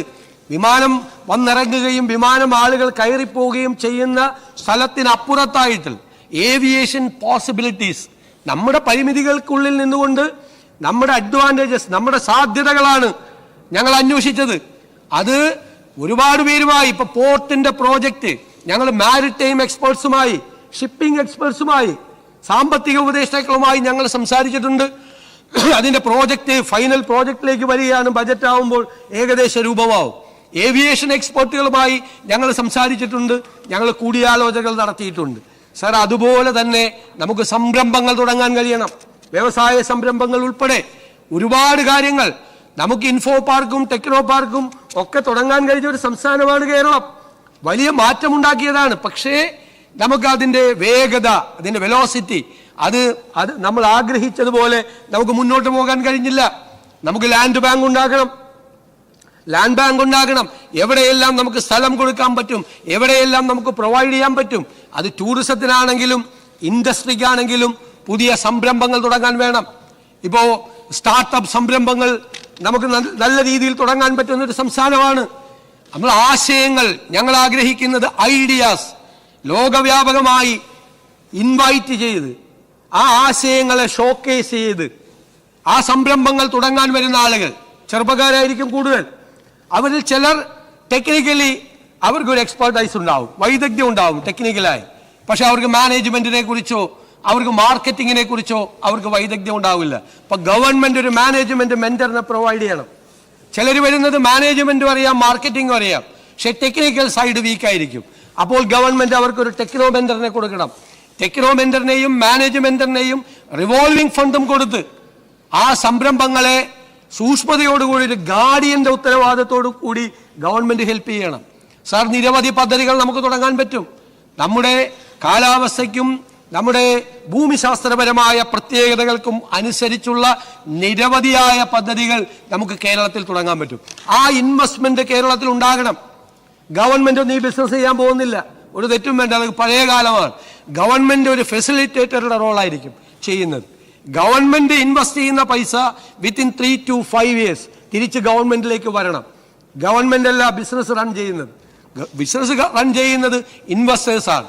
അത് അവർക്ക് ആവശ്യമായ റെഗുലേഷൻസ് നടത്തി നമുക്ക് വളരെ ലളിതവൽക്കരിച്ച് ഒരു സംരംഭം തുടങ്ങാൻ കേരളത്തിൽ വന്നാൽ ബുദ്ധിമുട്ടാണ് എന്നുള്ള പഴയ ഒരു ഔട്ട്ഡേറ്റഡ് ആയിട്ടുള്ള ഒരു ചിന്താഗതി മാറ്റി കേരളത്തിൽ എല്ലാവരും ചേർന്ന് അതിനെ സ്വാഗതം ചെയ്യുന്ന ഒരു അന്തരീക്ഷം കേരളത്തിലുണ്ട്. അതിനുള്ള ഒരു ഇക്കോസിസ്റ്റം കേരളത്തിലുണ്ട് എന്ന് നമുക്ക് ബോധ്യപ്പെടുത്തണം. നമുക്ക് 2-3 സംരംഭങ്ങൾ തുടങ്ങിയാൽ ആ മെസ്സേജ് കേരളത്തിന് പുറത്തേക്ക് പോവും. നമുക്ക് ഒരുപാട് മാറ്റങ്ങൾ ആ രീതിയിൽ നമുക്ക് ഉണ്ടാക്കിയേ നമുക്ക് മതിയാവും. ആ MSME സംരംഭങ്ങൾ ഉൾപ്പെടെയുള്ള കാര്യങ്ങളിൽ നമുക്ക് അത്തരം സമീപനമാണ് നമുക്ക് വേണ്ടത് എന്നുള്ളതാണ്. സർ, ഇവിടെ വിദ്യാഭ്യാസ രംഗത്തുൾപ്പെടെ ഔട്ട്ഡേറ്റഡ് ആയിട്ടുള്ള കോഴ്സുകളാണ്, കാലഹരണപ്പെട്ട കോഴ്സുകളാണ്. ഞാൻ പഠിക്കുമ്പോൾ 90% മാർക്കുണ്ടെങ്കിൽ മാത്രം കിട്ടുന്ന ചില കോഴ്സുകൾ ഇപ്പോഴും പഠിപ്പിക്കുകയാണ്. ആ കോഴ്സുകൾ ഔട്ട്ഡേറ്റഡ് ആണ്. ഒരാവശ്യമില്ല, അത് പഠിച്ചു കഴിഞ്ഞാൽ ഒരു ജോലിയില്ല. അതുകൊണ്ടാണ് കുട്ടികൾ പുറത്തേക്ക് പോകുന്നത്. നമുക്ക് ലോകത്തിലെ തൊഴിൽ രംഗം മാറുന്നതനുസരിച്ച് അതനുസരിച്ചുള്ള കറസ്പോണ്ടിങ് ആയിട്ടുള്ള കരിക്കുലം ചേഞ്ച് വേണം. നമുക്ക് പുതിയ കോഴ്സുകൾ ഉണ്ടാകണം.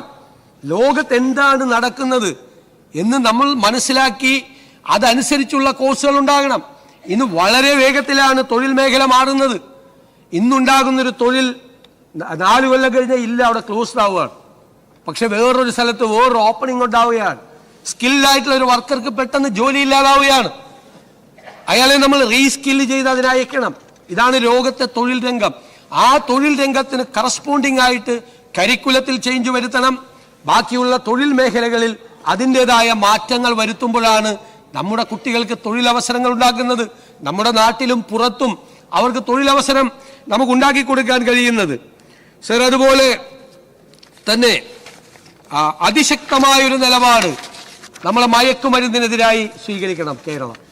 നമ്മുടെ ഡെമോഗ്രാഫിക് ഡിവിഡൻഡാണ് നമ്മുടെ യുവത്വം എന്ന് പറയുന്നത്.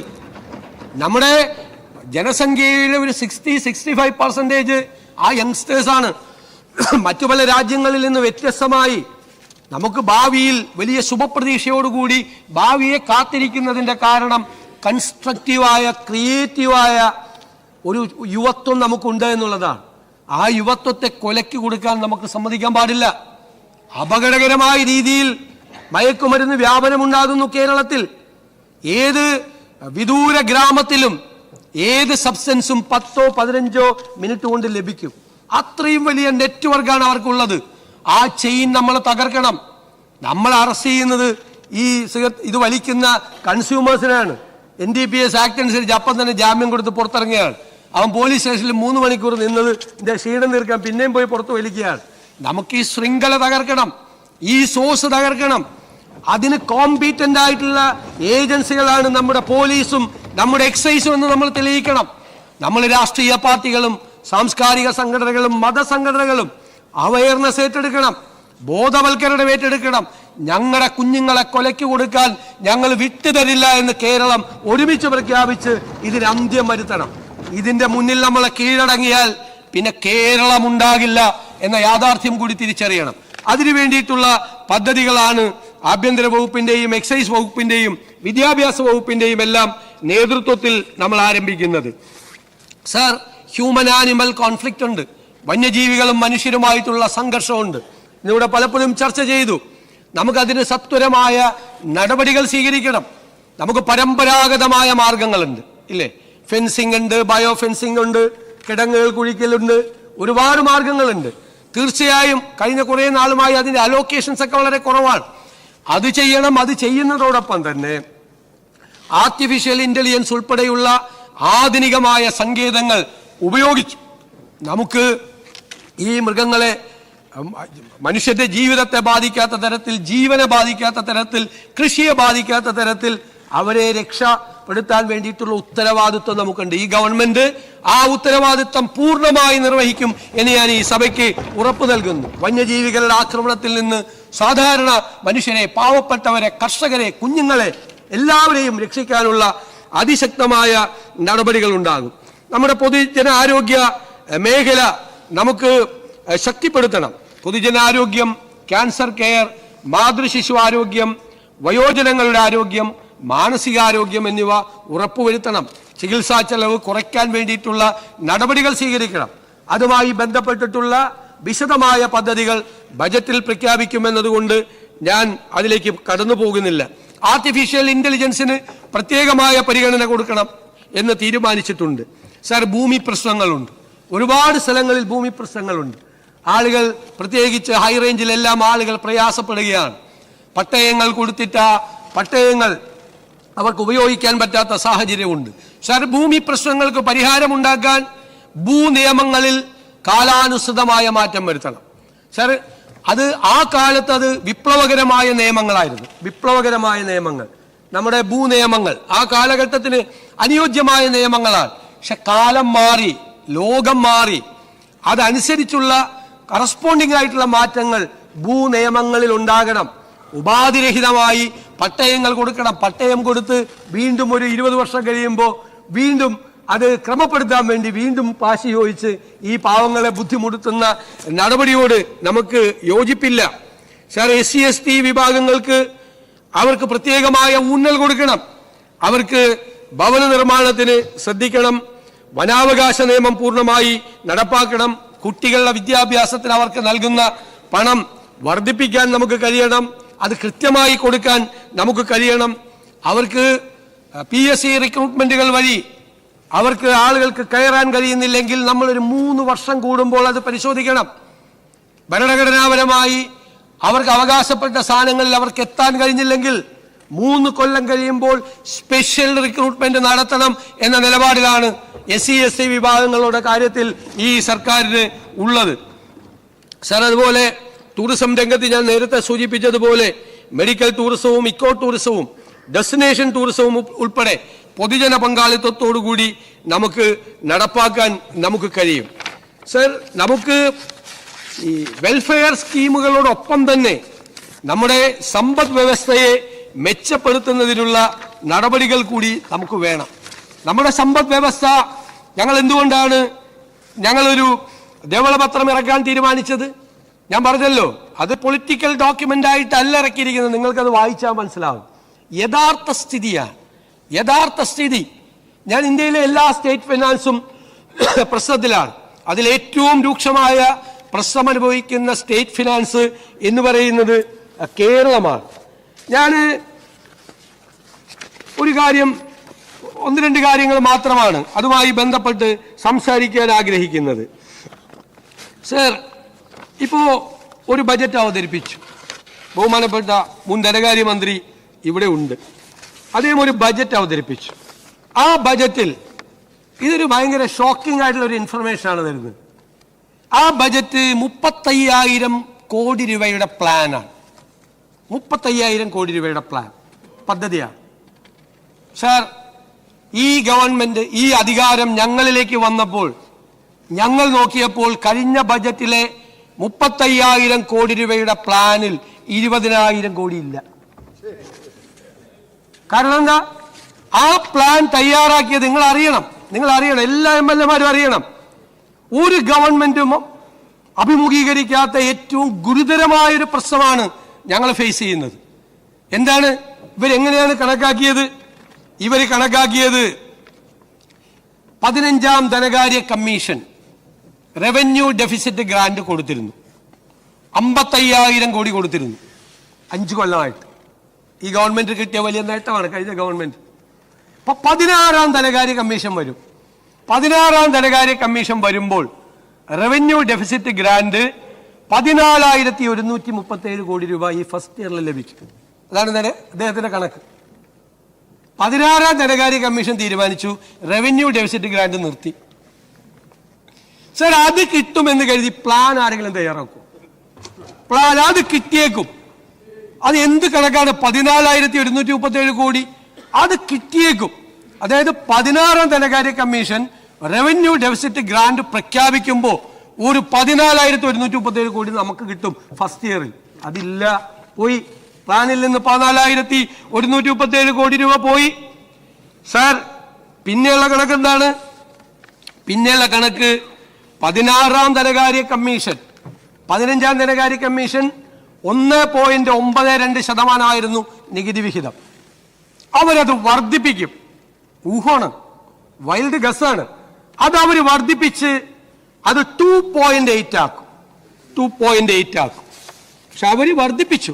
പക്ഷെ 2.38 മാത്രമാണ് അവരാക്കിയത്.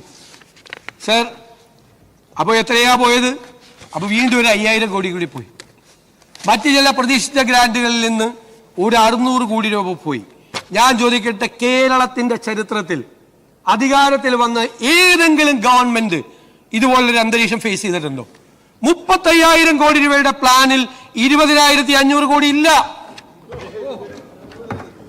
അല്ലല്ല, ഞാൻ തീർത്തോട്ടെ, അതൊരു സംശയം ചോദിക്കാം. 20,500 കോടി ഇല്ല. Let me complete. I will give you an opportunity. 20,500 കോടി രൂപയില്ല. നീ എന്ത് ചെയ്യും? അതാണ് ഒരു വലിയ വെല്ലുവിളിയാണ്. പ്ലാൻ തയ്യാറാക്കുമ്പോൾ, ബജറ്റ് തയ്യാറാക്കുമ്പോൾ ഒരു ഗവൺമെന്റിന്റെ മുന്നിലുള്ള ഏറ്റവും വലിയ വെല്ലുവിളിയാണ്. അതാണ് സാർ ഈ ധവളപത്രത്തിൽ പറയുന്നത്. ബഹുമാനപ്പെട്ട പ്രതിപക്ഷ നേതാവ് ഇന്നലെ സംസാരിച്ചപ്പോൾ ഒരു കാര്യമില്ലാതെ പറഞ്ഞു, ധവളപത്രം എന്ന് പറയുന്ന ഉമ്മാക്കി കാണിച്ച് ഭയപ്പെടുത്തേണ്ടതാണ്. സാർ, ഞാൻ അങ്ങയോട് വളരെ വിനയത്തോടു കൂടി പറയുന്നു, സാർ, ഈ ധവളപത്രം ഉമ്മാക്കിയല്ല, നിങ്ങളുടെ മുമ്പിൽ വച്ചിരിക്കുന്ന കണ്ണാടിയാണ്. 10 കൊല്ലക്കാലത്തെ സാമ്പത്തിക മിസ്മാനേജ്മെന്റിന്റെ കൂടി കണ്ണാടിയാണ്. അത് ഉമ്മാക്കിയല്ല. ഞങ്ങൾ ആരെയും ഉമ്മാക്കി കാണിച്ച് ഭയപ്പെടുത്തില്ല. കണ്ണാടിയാണ്. ആ കണ്ണാടിയിലേക്കൊന്ന് നോക്കണം സാർ, എന്നിട്ട് പുറകിലേക്കൊന്ന് സഞ്ചരിക്കണം. ഞാൻ ഇത് ടേബിളിൽ വെച്ച വൈറ്റ് പേപ്പർ ആയതുകൊണ്ട് ഞാൻ ഒന്നും പറയുന്നില്ല സാർ, ഞാൻ വിശദാംശങ്ങൾ പറയുന്നില്ല. ഇതിനകത്ത് എല്ലാ കണക്കുകളുണ്ട്, എല്ലാ കണക്കുകളും. സാർ പറഞ്ഞു, അങ്ങ് പറഞ്ഞു ഫാക്ട് ചെക്ക് ചെയ്തിട്ടുണ്ടോ എന്ന്. സാർ, ഫാക്ട് ചെക്ക് ചെയ്തിട്ടുണ്ട്. ACS ഫിനാൻസ് ആണ് ഈ കമ്മിറ്റിയുടെ കൺവീനർ. ഞങ്ങൾക്ക് ഇന്നലെയാണ് റിപ്പോർട്ട് കിട്ടിയതെന്ന് അങ്ങേക്ക് എങ്ങനെ അറിയാം? ഞങ്ങൾ റിപ്പോർട്ട് തയ്യാറാക്കിയിട്ട് ഒരാഴ്ചയ്ക്ക് മുമ്പ് തയ്യാറാക്കിയതാണ്. ഞാൻ ആ റിപ്പോർട്ട് തയ്യാറാക്കുന്നതിന്റെ 5 യോഗങ്ങളിൽ 2-3 മണിക്കൂർ പങ്കെടുത്ത ആളാണ്. എല്ലാ കാര്യങ്ങളിലും ഇടപെട്ടിട്ടുള്ള ആളാണ്.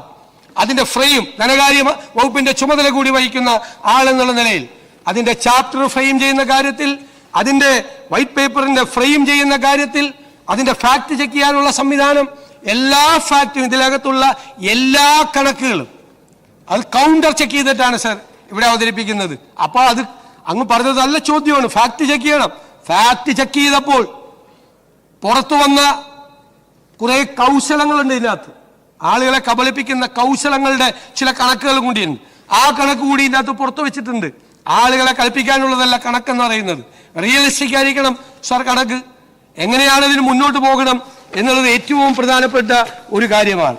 സാർ, ഞാനൊരു ദീർഘമായിട്ടൊന്നും ഒരുപാട് കാര്യങ്ങളൊന്നും പ്രസംഗിക്കുന്നില്ല, ഒരുപാട് സമയവും ഞാൻ എടുക്കുന്നില്ല. പക്ഷേ നമ്മൾ അറിയേണ്ടത്, ഒരു ഗവൺമെന്റ്, ആ ഗവൺമെന്റിന്റെ മുന്നിലുള്ള പ്രതിസന്ധികൾ, ഇപ്പൊ പറഞ്ഞു ധനപ്രതിസന്ധി, ആ ധനപ്രതിസന്ധി ഉണ്ട്. ഇപ്പൊ ഇമ്മീഡിയറ്റ് ആയിട്ട് ഈ ഗവൺമെന്റ് കൊടുക്കേണ്ട പണത്തെക്കുറിച്ച് പറഞ്ഞിട്ടുണ്ട്. കഴിഞ്ഞ കുറേ ദിവസങ്ങളായിട്ട് ഇവിടെയുള്ള പ്രചരണം എന്താ? 6000 കോടി രൂപ ട്രഷറിയിൽ ബാക്കി വെച്ചിട്ടുണ്ട്. സാർ, ട്രഷറിയിൽ പൈസ വരും, പല രീതിയിൽ വരും. ഇത് IGST ഗ്രാന്റിന്റെ പൈസ വന്നു ലാസ്റ്റ് ആയപ്പോഴേക്കും. വേറെ ചില കേന്ദ്ര ഗവൺമെന്റിന്റെ ഗ്രാന്റ് വന്നു. സാർ, മെയ് 16-ാം തീയതി നമ്മൾ എന്നാണ് അധികാരത്തിൽ ഏറ്റെടുക്കുന്നത്? അതിനുശേഷമാണ് 18. മെയ് 16-ാം തീയതി 6000 കോടി ഉണ്ടോ? 2000 കോടി രൂപയുള്ളൂ. അപ്പൊ ബാക്കി വെച്ചിട്ടാണ് പോകുന്നതെന്ന് ഈ പാവപ്പെട്ട ജനങ്ങളെ തെറ്റിദ്ധരിപ്പിക്കുകയാണ്. പാവപ്പെട്ട ജനങ്ങളെ, ഇവിടെ ഇരിക്കുന്ന ലെജിസ്ലേച്ചർ സെക്രട്ടേറിയറ്റിൽ ഒരു സ്റ്റാഫിന് 50,000 രൂപ സാലറി ഉണ്ടെന്ന് സങ്കല്പിക്കുക. 50,000 രൂപ കൂടുതലുണ്ടെന്ന് എനിക്കറിയാം. 50,000 രൂപ ആൾക്ക് 25,000 രൂപ പലചരക്കടയിൽ കൊടുക്കണം ശമ്പളം കിട്ടുമ്പോൾ. പുള്ളി പലചരക്കടയിൽ കൊടുക്കുന്നില്ല, അത് പോക്കറ്റിൽ വെക്കുന്നു. പാല് മേടിച്ച കാശ് കൊടുക്കുന്നില്ല. 1-ാം തീയതി ആകുമ്പോൾ പാലുകാരൻ വരുമ്പോൾ കൊടുത്തില്ല. പത്രക്കാരൻ്റെ കാശ് കൊടുക്കുന്നില്ല. മനസ്സിലായ? ആർക്കും കൊടുക്കുന്നില്ല. ആ ഇറച്ചിയും മീനും മേടിച്ച സ്ഥലത്ത് അവർക്ക് പോലും പൈസ കൊടുക്കുന്നില്ല. എന്നിട്ട് ഇദ്ദേഹം പറയാണ്, എൻ്റെ പോക്കറ്റിൽ 50,000 രൂപ ബാക്കിയുണ്ട്. നിങ്ങളുടെ കയ്യിൽ 6,000 കോടി രൂപ ബാക്കി ഉണ്ടായിരുന്നുവെങ്കിൽ LSCD മിനിസ്റ്റർ ഇവിടെ ഇരിക്കുന്നു, ലോക്കൽ ബോഡിയുടെ 3-ാം ഗഡു നിങ്ങൾ എന്തുകൊണ്ട് കൊടുത്തില്ല? 1982 കോടി രൂപ നിങ്ങൾ എന്തുകൊണ്ട് കൊടുത്തില്ല? കയ്യിൽ പണം ഉണ്ടായിട്ട്. നിങ്ങളുടെ ഇമ്മീഡിയറ്റ് ലയബിലിറ്റി എന്തൊക്കെയാണ്? നിങ്ങൾ എവിടെയെല്ലാമാണ് നിങ്ങൾ പണം കൊടുക്കാനുള്ളത്? നിങ്ങൾ ആ പണം കൊടുക്കാനുള്ള ഒരുപാട് സ്ഥലങ്ങളിൽ നിങ്ങൾ പണം കൊടുത്തിട്ടില്ല. പട്ടിക വിദ്യാർത്ഥികൾക്ക്, പട്ടികജാതി പട്ടികവർഗ വിദ്യാർത്ഥികൾക്ക് നിങ്ങൾ കൊടുക്കാനുള്ള പണം എത്രയാണെന്നറിയാമോ? 377 കോടി രൂപ. 6000 കോടി രൂപ ബാക്കി ട്രഷറിയിൽ ഉണ്ടായിരുന്നെങ്കിൽ എന്തുകൊണ്ടാണ് ഈ പാവങ്ങൾ കുട്ടികൾക്ക് ഫസ്റ്റ് പ്രയോറിറ്റി ആയിട്ട് കൊടുക്കണ്ടേ? ആ 377 കോടി രൂപ കൊടുത്തോ? നിങ്ങൾ കൊടുത്തോ? 21,000 കോടി രൂപ ജീവനക്കാർക്ക് DA അരിയസ് വെച്ചിട്ടാണ് സർക്കാർ ഇറങ്ങുന്നത്. അത് കൊടുത്തില്ലല്ലോ. എന്നാ 6000 കോടി ബാക്കിയുണ്ട്. ഒരു അരിയസ് കൊടുത്തേക്കാം, തീരുമാനിച്ചില്ലല്ലോ. പെൻഷനർമാർക്ക് 14,387 കോടി രൂപയുടെ അരിയസ് ഉണ്ട്. കൊടുത്തോ? കൊടുത്തിട്ടില്ലല്ലോ. ഞാനിനി അതും പോട്ടെ, അതെല്ലാം പോട്ടെ, ആ സപ്ലൈകോയ്ക്ക് കൊടുക്കാനുണ്ടല്ലോ ഒരു 2,893 കോടി രൂപ. ഏറ്റവും രൂക്ഷമായ വിലക്കയറ്റം നിൽക്കുന്ന ഒരു സംസ്ഥാനത്ത് 6,000 കോടി രൂപ ട്രഷറിയിലുണ്ട്. ഇനി നിങ്ങളെടുത്ത് ചെലവാക്കിക്കോ എന്ന് പറയുന്ന നിങ്ങൾ എന്തേ അത് കൊടുക്കാതെ പോയത്? 2,893 കോടി രൂപ ഇവിടെ വിലക്കയറ്റം നിയന്ത്രിക്കേണ്ട സർക്കാരിന്റെ ഏജൻസിയാണ്, മാർക്കറ്റ് ഇന്റർവെൻഷൻ നടത്തേണ്ട ഏജൻസിയാണ്. നിങ്ങൾ അവർക്ക് കൊടുത്തോ?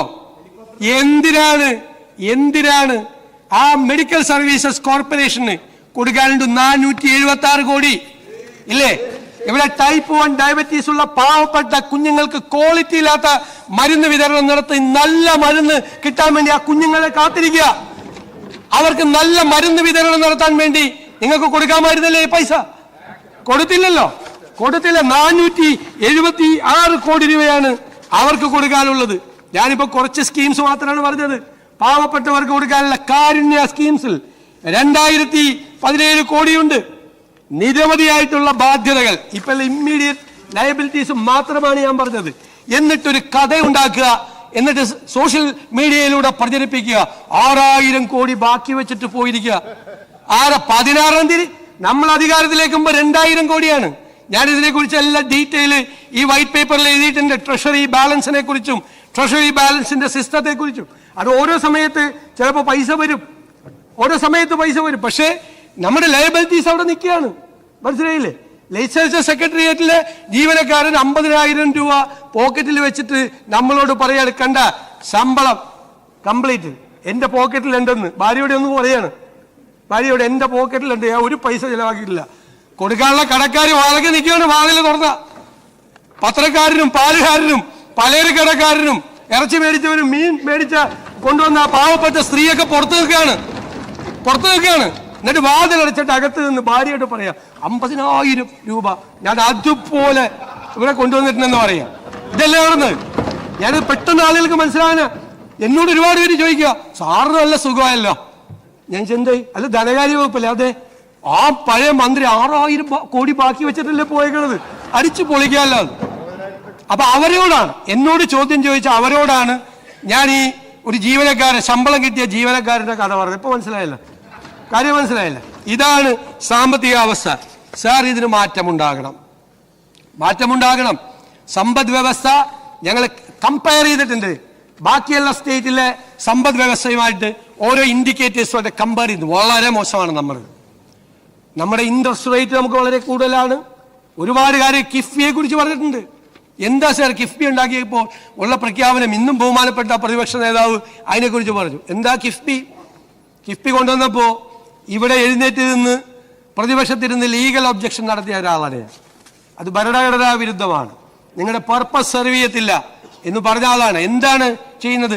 ബജറ്റിൽ നിന്ന്, നമ്മുടെ വരുമാനത്തിൽ നിന്ന് ഒരു തുക എടുത്തുകൊണ്ട് പോകുന്നു എല്ലാ വർഷവും. 2,000-3,000 കോടിയാണ്. അതായത് നമ്മുടെ മോട്ടോർ വെഹിക്കിൾ സെസ്. അതാണ് കിഫ്ബിയുടെ ഒരു ബജറ്റിന് പുറത്താണ്, സർക്കാരിന് പുറത്താണെന്ന് പറയുന്ന സാധനമാണ്. അങ്ങോട്ട് കൊണ്ടുവന്നു. ഇവിടെ നിന്നാണ് കൊണ്ടുവന്നത്. ബജറ്റേതര എക്സ്ട്രാ ബജറ്ററി ഇതാണ് സംഭവമായിട്ടാണ് അവതരിപ്പിച്ചത്. ഈ പൈസ അങ്ങോട്ട് കൊണ്ടുവന്നു. പിന്നെ ബാക്കി കടം മേടിച്ചേക്കണ പലിശ നിരക്ക് കേട്ടാൽ നിങ്ങൾ തലചുറ്റി വീഴും. കടം മേടിച്ചേക്കണ നമ്മൾ ഗ്ലോബൽ ഫിനാൻസ് മാർക്കറ്റ് അറിയാവുന്ന ഒരാൾ കണ്ട ബോധം പോകും. ഈ റേറ്റിന് ഇൻട്രസ്റ്റ് റേറ്റിനാണ് പൈസ മേടിച്ചത്. ആ ബോറോയിങ് എന്തിന്റെ കെയർ ഓഫിലാണ്? Sovereign guarantee of the state. ഈ സ്റ്റേറ്റ് സോവറിൻ ഗ്യാരണ്ടി കൊടുക്കണം കടം മേടിക്കുന്നതിന്. ഇവിടെ നിന്ന് പൈസ, ബജറ്റിൽ നിന്ന് പൈസ എടുത്ത് അങ്ങോട്ട് കൊടുക്കണം. ഇത് രണ്ടും കൂടി കൂട്ടിയിട്ടാണ് അവരുടെ തുക. ഇനി ഈ തുക ഇവർക്ക് ഒറ്റയ്ക്ക് അടയ്ക്കാൻ പറ്റുമോ? പറ്റില്ല. എന്തുകൊണ്ടാ? ഒറ്റ സെൽഫ് ഇൻകം ജനറേറ്റിംഗ് ആയിട്ടുള്ള ഒരു സ്കീമും ഇല്ല കിഫ്ബിയിൽ. ഞാനൊന്ന് കാല് പിടിച്ച് പറഞ്ഞു അന്നത്തെ ധനകാര്യമന്ത്രിയോട്, നിങ്ങളൊരു 50% പ്രോജക്റ്റ് നിങ്ങൾ സെൽഫ് ഇൻകം ജനറേറ്റിംഗ് ആയിട്ട് വെച്ചാൽ ഈ പൈസ അടച്ചു പോകും, സർക്കാരിൽ ബാധ്യത വരില്ല. അപ്പൊ അൾട്ടിമേറ്റ് ആയിട്ട് എന്താ? അൾട്ടിമേറ്റ് ആയിട്ട് വരുന്നത് നമ്മുടെ ബജറ്റിന്റെ തലയിലേക്ക് വരും. പിന്നെ ഒരു ഉപായം പറഞ്ഞത് എന്താ?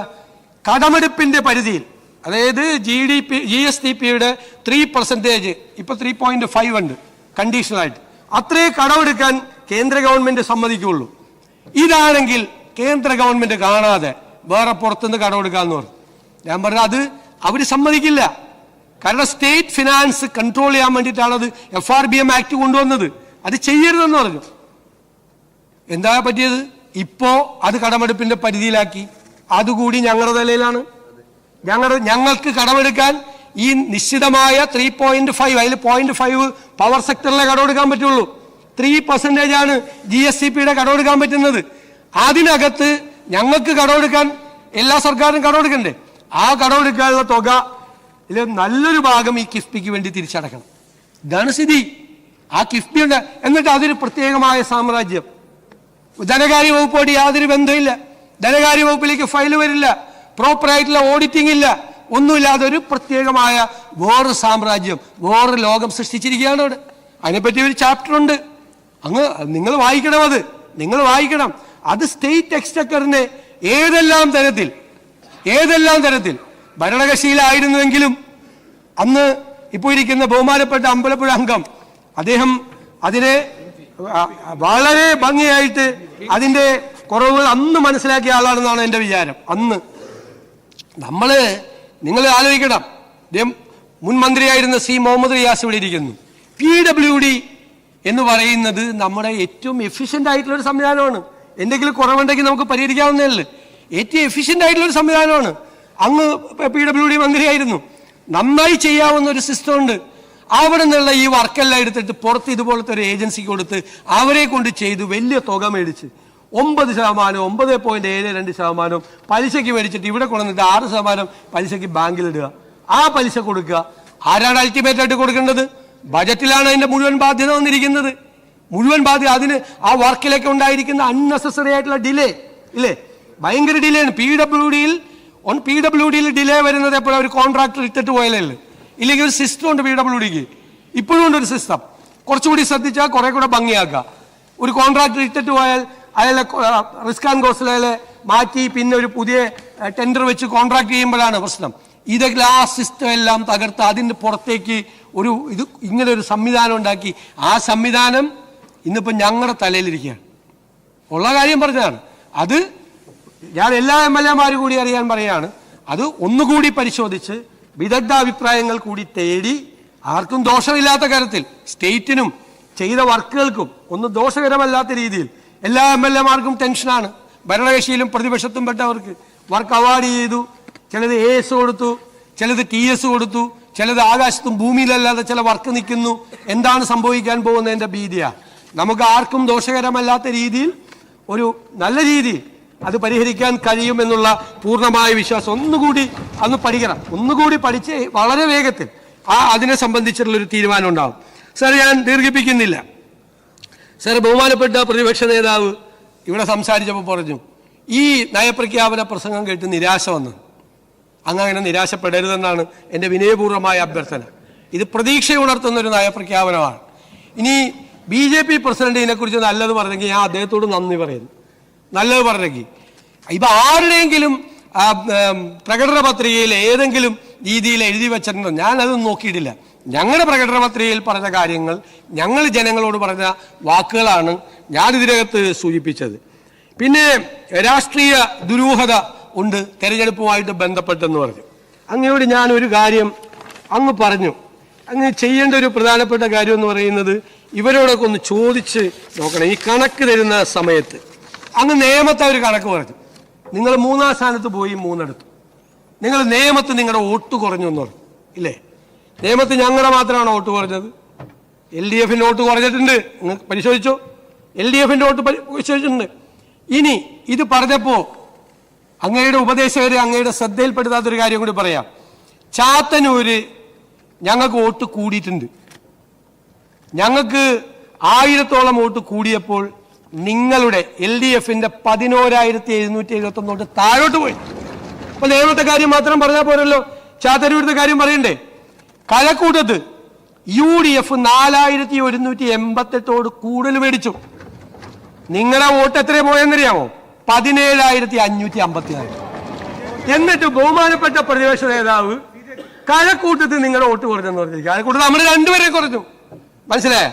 പിന്നെ അല്ല, നേമത്ത് കഴക്കൂട്ടത്ത് ഞങ്ങൾക്ക് രണ്ടിടത്തും ഞങ്ങളുടെ വോട്ട് കൂടി, ചാത്തന്നൂരും കൂടി, കഴക്കൂട്ടത്ത് നമ്മുടെ കൂടി ഭയങ്കരമായിട്ട്. കഴക്കൂട്ടത്ത് നിങ്ങളുടെ വോട്ട് 17,554, ചാത്തന്നൂര് 11,771 പോയി. അപ്പൊ അങ്ങ് ഇവിടെ പറഞ്ഞ വാദഗതി കറക്റ്റ് ആണെങ്കിൽ നിങ്ങൾ പ്ലാൻ ചെയ്ത് ജയിപ്പിച്ചാണ് അവര് 3 പേരെ. കറക്റ്റാണ്, അതാണല്ലോ പറഞ്ഞത്. അങ്ങനെ ഉദ്ദേശിച്ചാണല്ലോ ഞങ്ങള് 3-ാം സ്ഥാനത്ത് പോയിട്ട് ഞങ്ങൾ അന്നും 3-ാം സ്ഥാനത്താണ് കഴിഞ്ഞ പ്രാവശ്യം ഇവരെ സഹായിപ്പിച്ച. അന്ന് പറഞ്ഞ ആർഗ്യുമെന്റ് കറക്റ്റ് ആണെങ്കിൽ നിങ്ങളാണ് ഓൺ എ സിൽവർ പ്ലാറ്റർ, ഒരു വെള്ളിത്താളത്തിലാക്കി നിങ്ങളുടെ നേതാക്കന്മാർ പ്രതിനിധാനം ചെയ്തിരുന്ന ആ സീറ്റുകൾ BJPക്ക് സമ്മാനിച്ചു. ആണ് അങ്ങ് പറഞ്ഞ ആർഗ്യുമെന്റ് ശരിയാണെങ്കിൽ അതാണ്, നിങ്ങളാണ് കൊടുത്തത്. അതിനെയാണ് ഞങ്ങൾ ഡീലാണ് എന്ന് പറഞ്ഞത്. നിങ്ങൾ തമ്മിൽ ഡീൽ ഉണ്ടായിരുന്നു എന്ന് ഞങ്ങൾ പറഞ്ഞത്. അത് മറയ്ക്കാൻ വേണ്ടിയിട്ട് അപ്പൊ കണക്കുകൾ കൃത്യമായിട്ടുണ്ടാവും, ആർക്കും മാറ്റി മറിക്കാനൊന്നും പറ്റില്ല. പിന്നെ അതുപോലെ ഞാൻ എല്ലാ കാര്യത്തെയും കുറിച്ച് പറയുന്നില്ല. ആര്യാടൻ ഷൗക്കത്തിന് കൊടുത്ത മറുപടി അങ്ങ് 2-ാം ലോക മഹായുദ്ധ കാലത്തേക്കൊക്കെ പോയി, പഴയ കമ്മ്യൂണിസ്റ്റ് പാർട്ടിയുടെ കാര്യങ്ങളൊക്കെ പറഞ്ഞു. എന്നിട്ടൊരു വാചകം പറഞ്ഞു, സോവിയറ്റ് യൂണിയൻ നിഷ്പക്ഷമായിരുന്നു, പിന്നീട് ബ്രിട്ടന്റെ കൂടെ കൂടിയെന്ന്. അല്ല ബഹുമാനപ്പെട്ട പ്രതിപക്ഷ നേതാവ്, 1939 സ്റ്റാലിൻ ഹിറ്റ്ലർ പാക്ട് ഉണ്ട്, അറിയാമോ? ഹിറ്റ്ലർ ഈ പണി തുടങ്ങിയിട്ട് കുറെ നാളായല്ലോ. ആളുകളെ കൊല്ലാൻ, ജൂതന്മാരെ കൊല്ലാൻ, എതിരാളികളെ കൊല്ലാൻ, ഗ്യാസ് ചേമ്പർ തുടങ്ങി, നാട്ടുകാരെയെല്ലാം നാടുകടത്തി, എല്ലാം ആളുകളെ കൊന്നുകൊണ്ടിരിക്കുന്ന കാലത്ത് കമ്മ്യൂണിസ്റ്റ് നേതാവായിരുന്ന സ്റ്റാലിൻ ഹിറ്റ്ലറുമായി ഒരു ഉടമ്പടി ഉണ്ടാക്കി. 1939 ഹിറ്റ്ലർ സ്റ്റാലിൻ പാക്ട്. അന്ന് സോവിയറ്റ് യൂണിയൻ പറയുന്നത് നിങ്ങൾ കേൾക്കുള്ളൂ, സ്റ്റാലിൻ പറയുന്നത് കേൾക്കുള്ളൂ. കേരളത്തിൽ അങ്ങ് ചെറിയ പ്രായത്തിലായിരിക്കും, പക്ഷെ കേരളത്തിലെ ഇന്ത്യയിലെ കമ്മ്യൂണിസ്റ്റുകാർ സ്റ്റാലിൻ പറയണ കേൾക്കുള്ളൂ. സ്റ്റാലിൻ ഹിറ്റ്ലറുടെ കൂടെയാണെങ്കിൽ ഹിറ്റ്ലറുടെ കൂടെ ആയിരുന്നു. ഇന്ത്യയിലെ കമ്മ്യൂണിസ്റ്റ് പാർട്ടി നേതാക്കന്മാരും പ്രവർത്തകരും എടുത്ത തീരുമാനങ്ങളെല്ലാം ഹിറ്റ്ലറുടെ കൂടെ. കാരണം എന്താ? വലിയ യജമാനൻ സ്റ്റാലിൻ ഹിറ്റ്ലറുടെ കൂടെ നിൽക്കുന്നു. പിന്നെ ഹിറ്റ്ലർക്ക് ഈ സ്ഥിരതയില്ലാത്തതുകൊണ്ട് അറിയാലോ, ഹിറ്റ്ലറുടെ സ്വഭാവം അറിയാമല്ലോ. 41 ആയപ്പോ ഹിറ്റ്ലർ കയറി റഷ്യ ആക്രമിച്ചു, മോസ്കോ ആക്രമിച്ചു. അതാണ് അപ്പോഴാണ് സോവിയറ്റ് യൂണിയൻ നിഷ്പക്ഷ നിലപാടല്ല, ഹിറ്റ്ലറുടെ കൂടെ ഉണ്ടായിരുന്ന നിലപാടും മാറ്റി നേരെ ഇപ്പുറത്ത് ഈ അലയൻസിന്റെ കൂടെ കൂടുന്നത്. അപ്പൊ നിങ്ങൾ മാറി, അത് കറക്റ്റാണ്. അപ്പൊ മാറി. സ്റ്റാലിൻ മാറിക്കഴിഞ്ഞാൽ പിന്നെ മാറാതിരിക്കാൻ പറ്റുമോ? അവിടെ മഴ പെയ്താൽ ഇവിടെ കുടപിടിച്ച് കിടക്കുന്ന ആളല്ല. മോസ്കോയിൽ മഴ പെയ്താൽ തിരുവനന്തപുരത്ത് കുടപിടിച്ച് കിടക്കുന്ന കമ്മ്യൂണിസ്റ്റുകാരാ. വളരെ നിർണായകമായ ഒരു നിലപാടായിരുന്നു അത്. അങ്ങതിനെ മറ്റൊരു രീതിയിൽ അവതരിപ്പിക്കുകയാണ്. സോവിയറ്റ് യൂണിയൻ ഉദയം ചെയ്തിട്ട് കുറച്ച് കാലമേ ആയിട്ടുള്ളൂ. ആ ഘട്ടത്തിൽ ഒരാക്രമണം സോവിയറ്റ് യൂണിയന് നേരെ വന്നാൽ അത് പിടിച്ചു നിൽക്കാനുള്ള വിഷമം അന്ന് സോവിയറ്റ് യൂണിയനുണ്ട്. അത് കണ്ടുകൊണ്ടാണ് തൽക്കാലം ആക്രമണം വരാതിരിക്കണം. എന്നാൽ എന്തു ചെയ്തു? ആക്രമണം വരുന്നാൽ അതിനെ തിരിച്ചടിക്കാനുള്ള എല്ലാ തയ്യാറെടുപ്പുകളും ഇവിടെ ആരംഭിച്ചു. അതിൻ്റെ ഭാഗമായി ഞാൻ പറഞ്ഞു തീർത്തോട്ടെ. അതിൻ്റെ ഭാഗമായി ആ താൽക്കാലിക സന്ധി എന്തിനുപയോഗിച്ചു? സോവിയറ്റ് യൂണിയനെ അതിശക്തമായി ശക്തിപ്പെടുത്തുന്നതിനുള്ള നടപടികളിലേക്ക് കടന്നു. അങ്ങനെയാണ് ജർമ്മൻ സേന മോസ്കോവിൻ്റെ പടിവാതിൽക്കൽ വരെ എത്തിയെങ്കിലും അവിടുത്തെ ചെമ്പടക്ക് അതിനെ പരാജയപ്പെടുത്താൻ കഴിഞ്ഞത്. ആ കരുത്താർജിച്ചതിൻ്റെ ഭാഗമായിട്ടാണ്. അത് ലോക ചരിത്രത്തിലെ ഏറ്റവും പ്രധാനപ്പെട്ട സംഭവമായിരുന്നു. അതങ്ങ് മറക്കാതിരിക്കും. സൂചിപ്പിച്ചതുപോലെ അങ്ങ് പറഞ്ഞാൽ അതൊരു അടവ് നയമായിരുന്നു സ്റ്റാലിൻ്റെ എന്ന. സോവിയറ്റ് യൂണിയൻ വന്നിട്ട് അധികം നാളൊന്നുമല്ല, 1917 അല്ലേ? റഷ്യൻ റവല്യൂഷൻ 1917 അതിനുശേഷം ഒരുപാട് നാളായി അവർ സെറ്റൊക്കെ ആയിട്ട് നിൽക്കുകയാണ്. പക്ഷേ രണ്ടുപേരും രണ്ടുപേരും ഒരേ പണിയാണ് ചെയ്തിരുന്നത്. സ്റ്റാലിൻ ചെയ്തിരുന്നതും ഹിറ്റ്ലർ ചെയ്തിരുന്നതും ഒരേ ജോലിയാണ്. എതിരാളികളെ കൊല്ലുക, സ്വന്തം ക്യാബിനറ്റ് മന്ത്രിമാരെ വരെ കൊല്ലുമായിരുന്നു, അറിയത്തില്ലേ? സ്വന്തം ക്യാബിനറ്റ് മന്ത്രിമാരെ വരെ കൊല്ലുമായിരുന്നു, PB-യിലുള്ളവരെ കൊല്ലുമായിരുന്നു, നാട് കടത്തുമായിരുന്നു. രണ്ടുപേരും ചെയ്തിരുന്ന ഒരു നല്ല ഒരേപോലത്തെ പരിപാടിയാണ്. ഹിറ്റ്ലർ സ്റ്റാലിൻ പാക്ട് എന്ന് പറയുന്നത് നല്ല യോജിച്ച പാക്ട് ആയിരുന്നു. രണ്ടുപേരും ഒരേ ജോലിയാണ് ചെയ്തുകൊണ്ടിരുന്നത്. അല്ലാതെ ഫാസിസത്തിനെതിരായി ലെറ്റ് മീ കൺക്ലൂഡ്, ഫാസിസത്തിനെതിരായി നാസിസത്തിനെതിരായിട്ടൊന്നും ഒരു നിലപാടും സ്റ്റാലിൻ ഉണ്ടായിരുന്നില്ല. സ്റ്റാലിൻ ചെയ്തിരുന്നത് അത് തന്നെയാണ്. മന്ത്രിമാർക്ക് വരെ ഭയമായിരുന്നു. ഇത് തന്നെയാണ് ചെയ്തിരുന്നത്. എത്രയോ പേരെ നാട് കടത്തി. സൈബീരിയ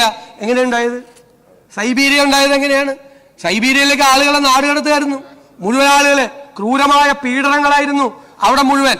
ഞാൻ അങ്ങേക്ക് എല്ലാം തെളിയിച്ചു തരാം. എനിക്ക് ഏറ്റവും ഇഷ്ടപ്പെട്ട വിഷയങ്ങളിലൊന്നാണ് ഈ 1-ാം ലോക മഹായുദ്ധത്തിനും 2-ാം ലോക മഹായുദ്ധത്തിനും ഇടയിലുള്ള ലോകത്തെ ഈ വിഷയങ്ങൾ.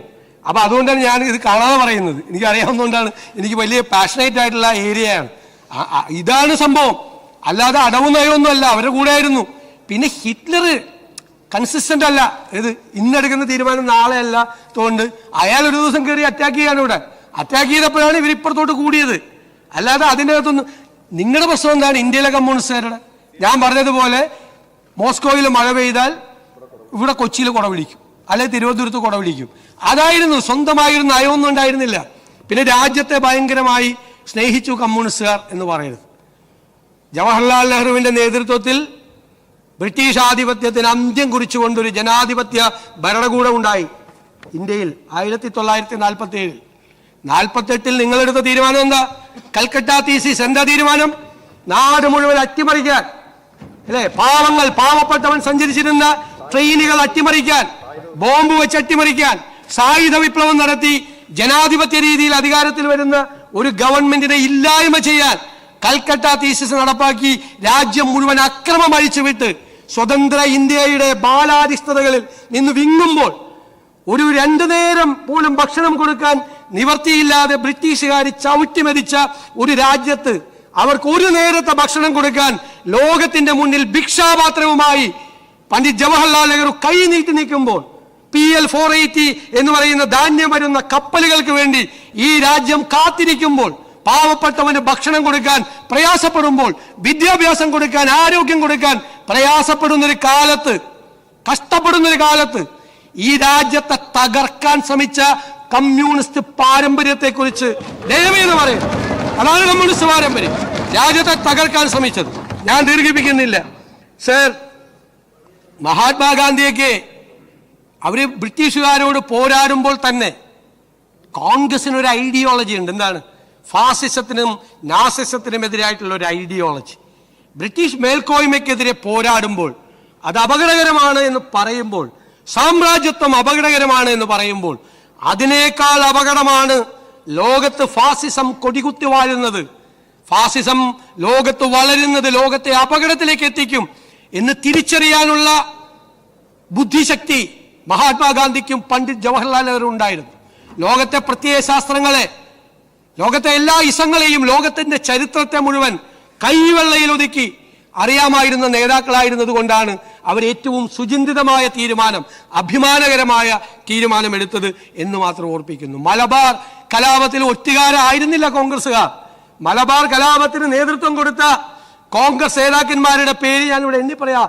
അബ്ദുറഹ്മാൻ സാഹിബ് ഉൾപ്പെടെയുള്ള ആളുകളുടെ പേരുകൾ, കേളപ്പജി ഉൾപ്പെടെയുള്ള ആളുകളുടെ പേരുകൾ, അവിടെ നാരായണ മേനോൻ ഉൾപ്പെടെയുള്ള നിരവധി നേതാക്കളുടെ പേരുകൾ, ആൻഡമാനിലേക്ക് നാട് കടത്തപ്പെട്ട കോൺഗ്രസുകാരുടെ പേരുകൾ പറയാം. ആ മലബാർ കലാപത്തിന് നേതൃത്വം കൊടുത്ത് അവരെ ചേർത്ത് പിടിച്ച കോൺഗ്രസ് നേതാക്കന്മാർ ഒറ്റുകാരായിരുന്നില്ല സാർ. അവര് ഒറ്റുകാരായിരുന്നില്ല. അവർ ഒറ്റുകാര് ഈ സ്റ്റാലിൻ ഹിറ്റ്ലർ പാക്ട് നടക്കുന്ന കാലത്ത്, ക്വിറ്റ് ഇന്ത്യ സമരകാലത്ത് കോൺഗ്രസ് നേതാക്കന്മാർ ഒളിച്ചിരിക്കുന്ന സ്ഥലം ഒറ്റിക്കൊടുക്കാൻ നടന്നിരുന്ന കമ്മ്യൂണിസ്റ്റുകാരായിരുന്നു. കാരണം അവരെ കുറ്റപ്പെടുത്താൻ പറ്റില്ല. കാരണം സ്റ്റാലിൻ മറ്റേ നിലപാടെടുത്തേക്കണം അവിടെ. ഇവിടെ വേറെ നിലപാടെടുക്കാൻ പറ്റുമോ? അവർ ആ നിലപാടെടുത്ത്. സാർ, ഞാൻ അവസാനിപ്പിക്കുകയാണ്. സാർ, ഈ നയപ്രഖ്യാപനം ഭാവി കേരളത്തിന് വേണ്ടിയിട്ടുള്ള ഒരു പോളിസി ഡിക്ലറേഷനാണ്. കുറവൊക്കെ ഉണ്ടാവും. കുറവൊക്കെ ഉണ്ടെങ്കിൽ ഇവിടെ പറഞ്ഞിരിക്കുന്ന MLA-മാരും പ്രതിപക്ഷ നേതാവും മറ്റ് ഭരണകക്ഷി MLA-മാർ എല്ലാവരും പറഞ്ഞിരിക്കുന്ന കാര്യങ്ങൾ കൂടെയൊക്കെ പരിഗണിച്ച് ബജറ്റിൽ അതിൻ്റെ കുറവ് കൂടി ഇല്ലാതാക്കും. ആ കുറവ് കൂടി പരിഹരിക്കാൻ വേണ്ടി ശ്രമിക്കും. ഞാൻ ആദ്യമായി ഈ നിയമസഭയോട് എനിക്ക് അഭ്യർത്ഥിക്കാനുള്ളത്, ഈ നിയമസഭ ജാഗ്രതയോടുകൂടി പ്രവർത്തിക്കണം. MLA-മാർ ജാഗ്രതയോടുകൂടി പ്രവർത്തിക്കണം. സർക്കാരിൻ്റെ പ്രവർത്തനങ്ങളെ സൂക്ഷ്മമായി വിലയിരുത്തണം. നല്ല കാര്യങ്ങൾ ഉറക്കെ വിളിച്ച് നല്ലതാണെന്ന് പറഞ്ഞില്ലെങ്കിൽ സ്വകാര്യത്തിലെങ്കിലും പറയണം, നന്നായിരുന്നു. തെറ്റായ കാര്യങ്ങൾ ചൂണ്ടിക്കാട്ടണം. ശരി, അത് തെറ്റാണ് എന്ന് ഞങ്ങൾക്ക് ബോധ്യമായാൽ ഞങ്ങളത് കറക്റ്റ് ചെയ്യും. നമുക്ക് കേരളത്തിനൊരു മാറ്റം ഉണ്ടാക്കണം. നമ്മുടെ വരാനിരിക്കുന്ന തലമുറകൾക്ക്, നമ്മുടെ മക്കൾക്കും കൊച്ചുമക്കൾക്കും ജീവിക്കാൻ പറ്റുന്ന ഒരു സ്ഥലമാണ് കേരളമെന്നുണ്ടാകണം. സാർ, എനിക്ക് അഭിമാനമുണ്ട്. ഈ തെരഞ്ഞെടുപ്പ് ഞങ്ങളുടെ ടീം UDF എടുത്ത ഒരു സുപ്രധാനമായ നിലപാടുണ്ട്. ആ നിലപാട് അഡമൻ്റായിട്ടുള്ള സെക്യുലർ നിലപാടാണ്. വിട്ടുവീഴ്ചയില്ലാത്ത മതേതര നിലപാടാണ്. ഞങ്ങൾ ഒരാളായിട്ട് കോംപ്രമൈസ് ചെയ്തില്ല. ഞങ്ങൾ പറഞ്ഞു, തെരഞ്ഞെടുപ്പിന്റെ പീക്കിൽ നിൽക്കുമ്പോൾ ഞങ്ങളുടെ കയ്യിൽ വോട്ട് ബാങ്ക് ഉണ്ട് എന്ന് പറഞ്ഞ് ചിലർ വന്നു. ഞങ്ങൾ പറഞ്ഞു, വോട്ട് ബാങ്ക് ഉണ്ടെങ്കിൽ കയ്യിൽ വെച്ചോ, വർഗീയത പറയരുതെന്ന് മുഖത്ത് നോക്കി പറഞ്ഞു ഞങ്ങൾ. സാർ, അതിന് മതേതര കേരളം നൽകിയ അംഗീകാരമാണ് ഞങ്ങളുടെ ഈ ഉജ്ജ്വലമായ വിജയം. മതേതര കേരളം, ജാതിമത ചിന്തകൾക്ക് അതീതമായി ഒരു മതേതര സ്വഭാവം നമ്മുടെ മക്കളും കൊച്ചുമക്കളും ഉള്ള കേരളത്തിൽ എല്ലാവരും സൗഹാർദ്ദത്തോടെ ജീവിക്കാനുള്ള അന്തരീക്ഷം. ഞാൻ ഈ നിയമസഭയ്ക്ക് ഉറപ്പ് നൽകുന്നു, തെരഞ്ഞെടുപ്പ് കാലത്ത് കോംപ്രമൈസ് ചെയ്തിട്ടില്ല. പിന്നെയാണ് ഇനിയുള്ള കാലത്ത് ഒരു കോംപ്രമൈസും വർഗീയതയുമായി ഉണ്ടാവില്ല. ഒരു വിട്ടുവീഴ്ചയും ചെയ്യില്ല. വർഗീയതയെ അതിന്റെ മുഖം നോക്കി വിമർശിക്കുക തന്നെ ചെയ്യും എന്ന് മാത്രം വിനയപൂർവ്വം പറഞ്ഞുകൊണ്ട് ഈ നന്ദി പ്രമേയത്തിന് ഒരിക്കൽ കൂടി പിന്തുണ അർപ്പിച്ചുകൊണ്ട് ഞാൻ നിർത്തും.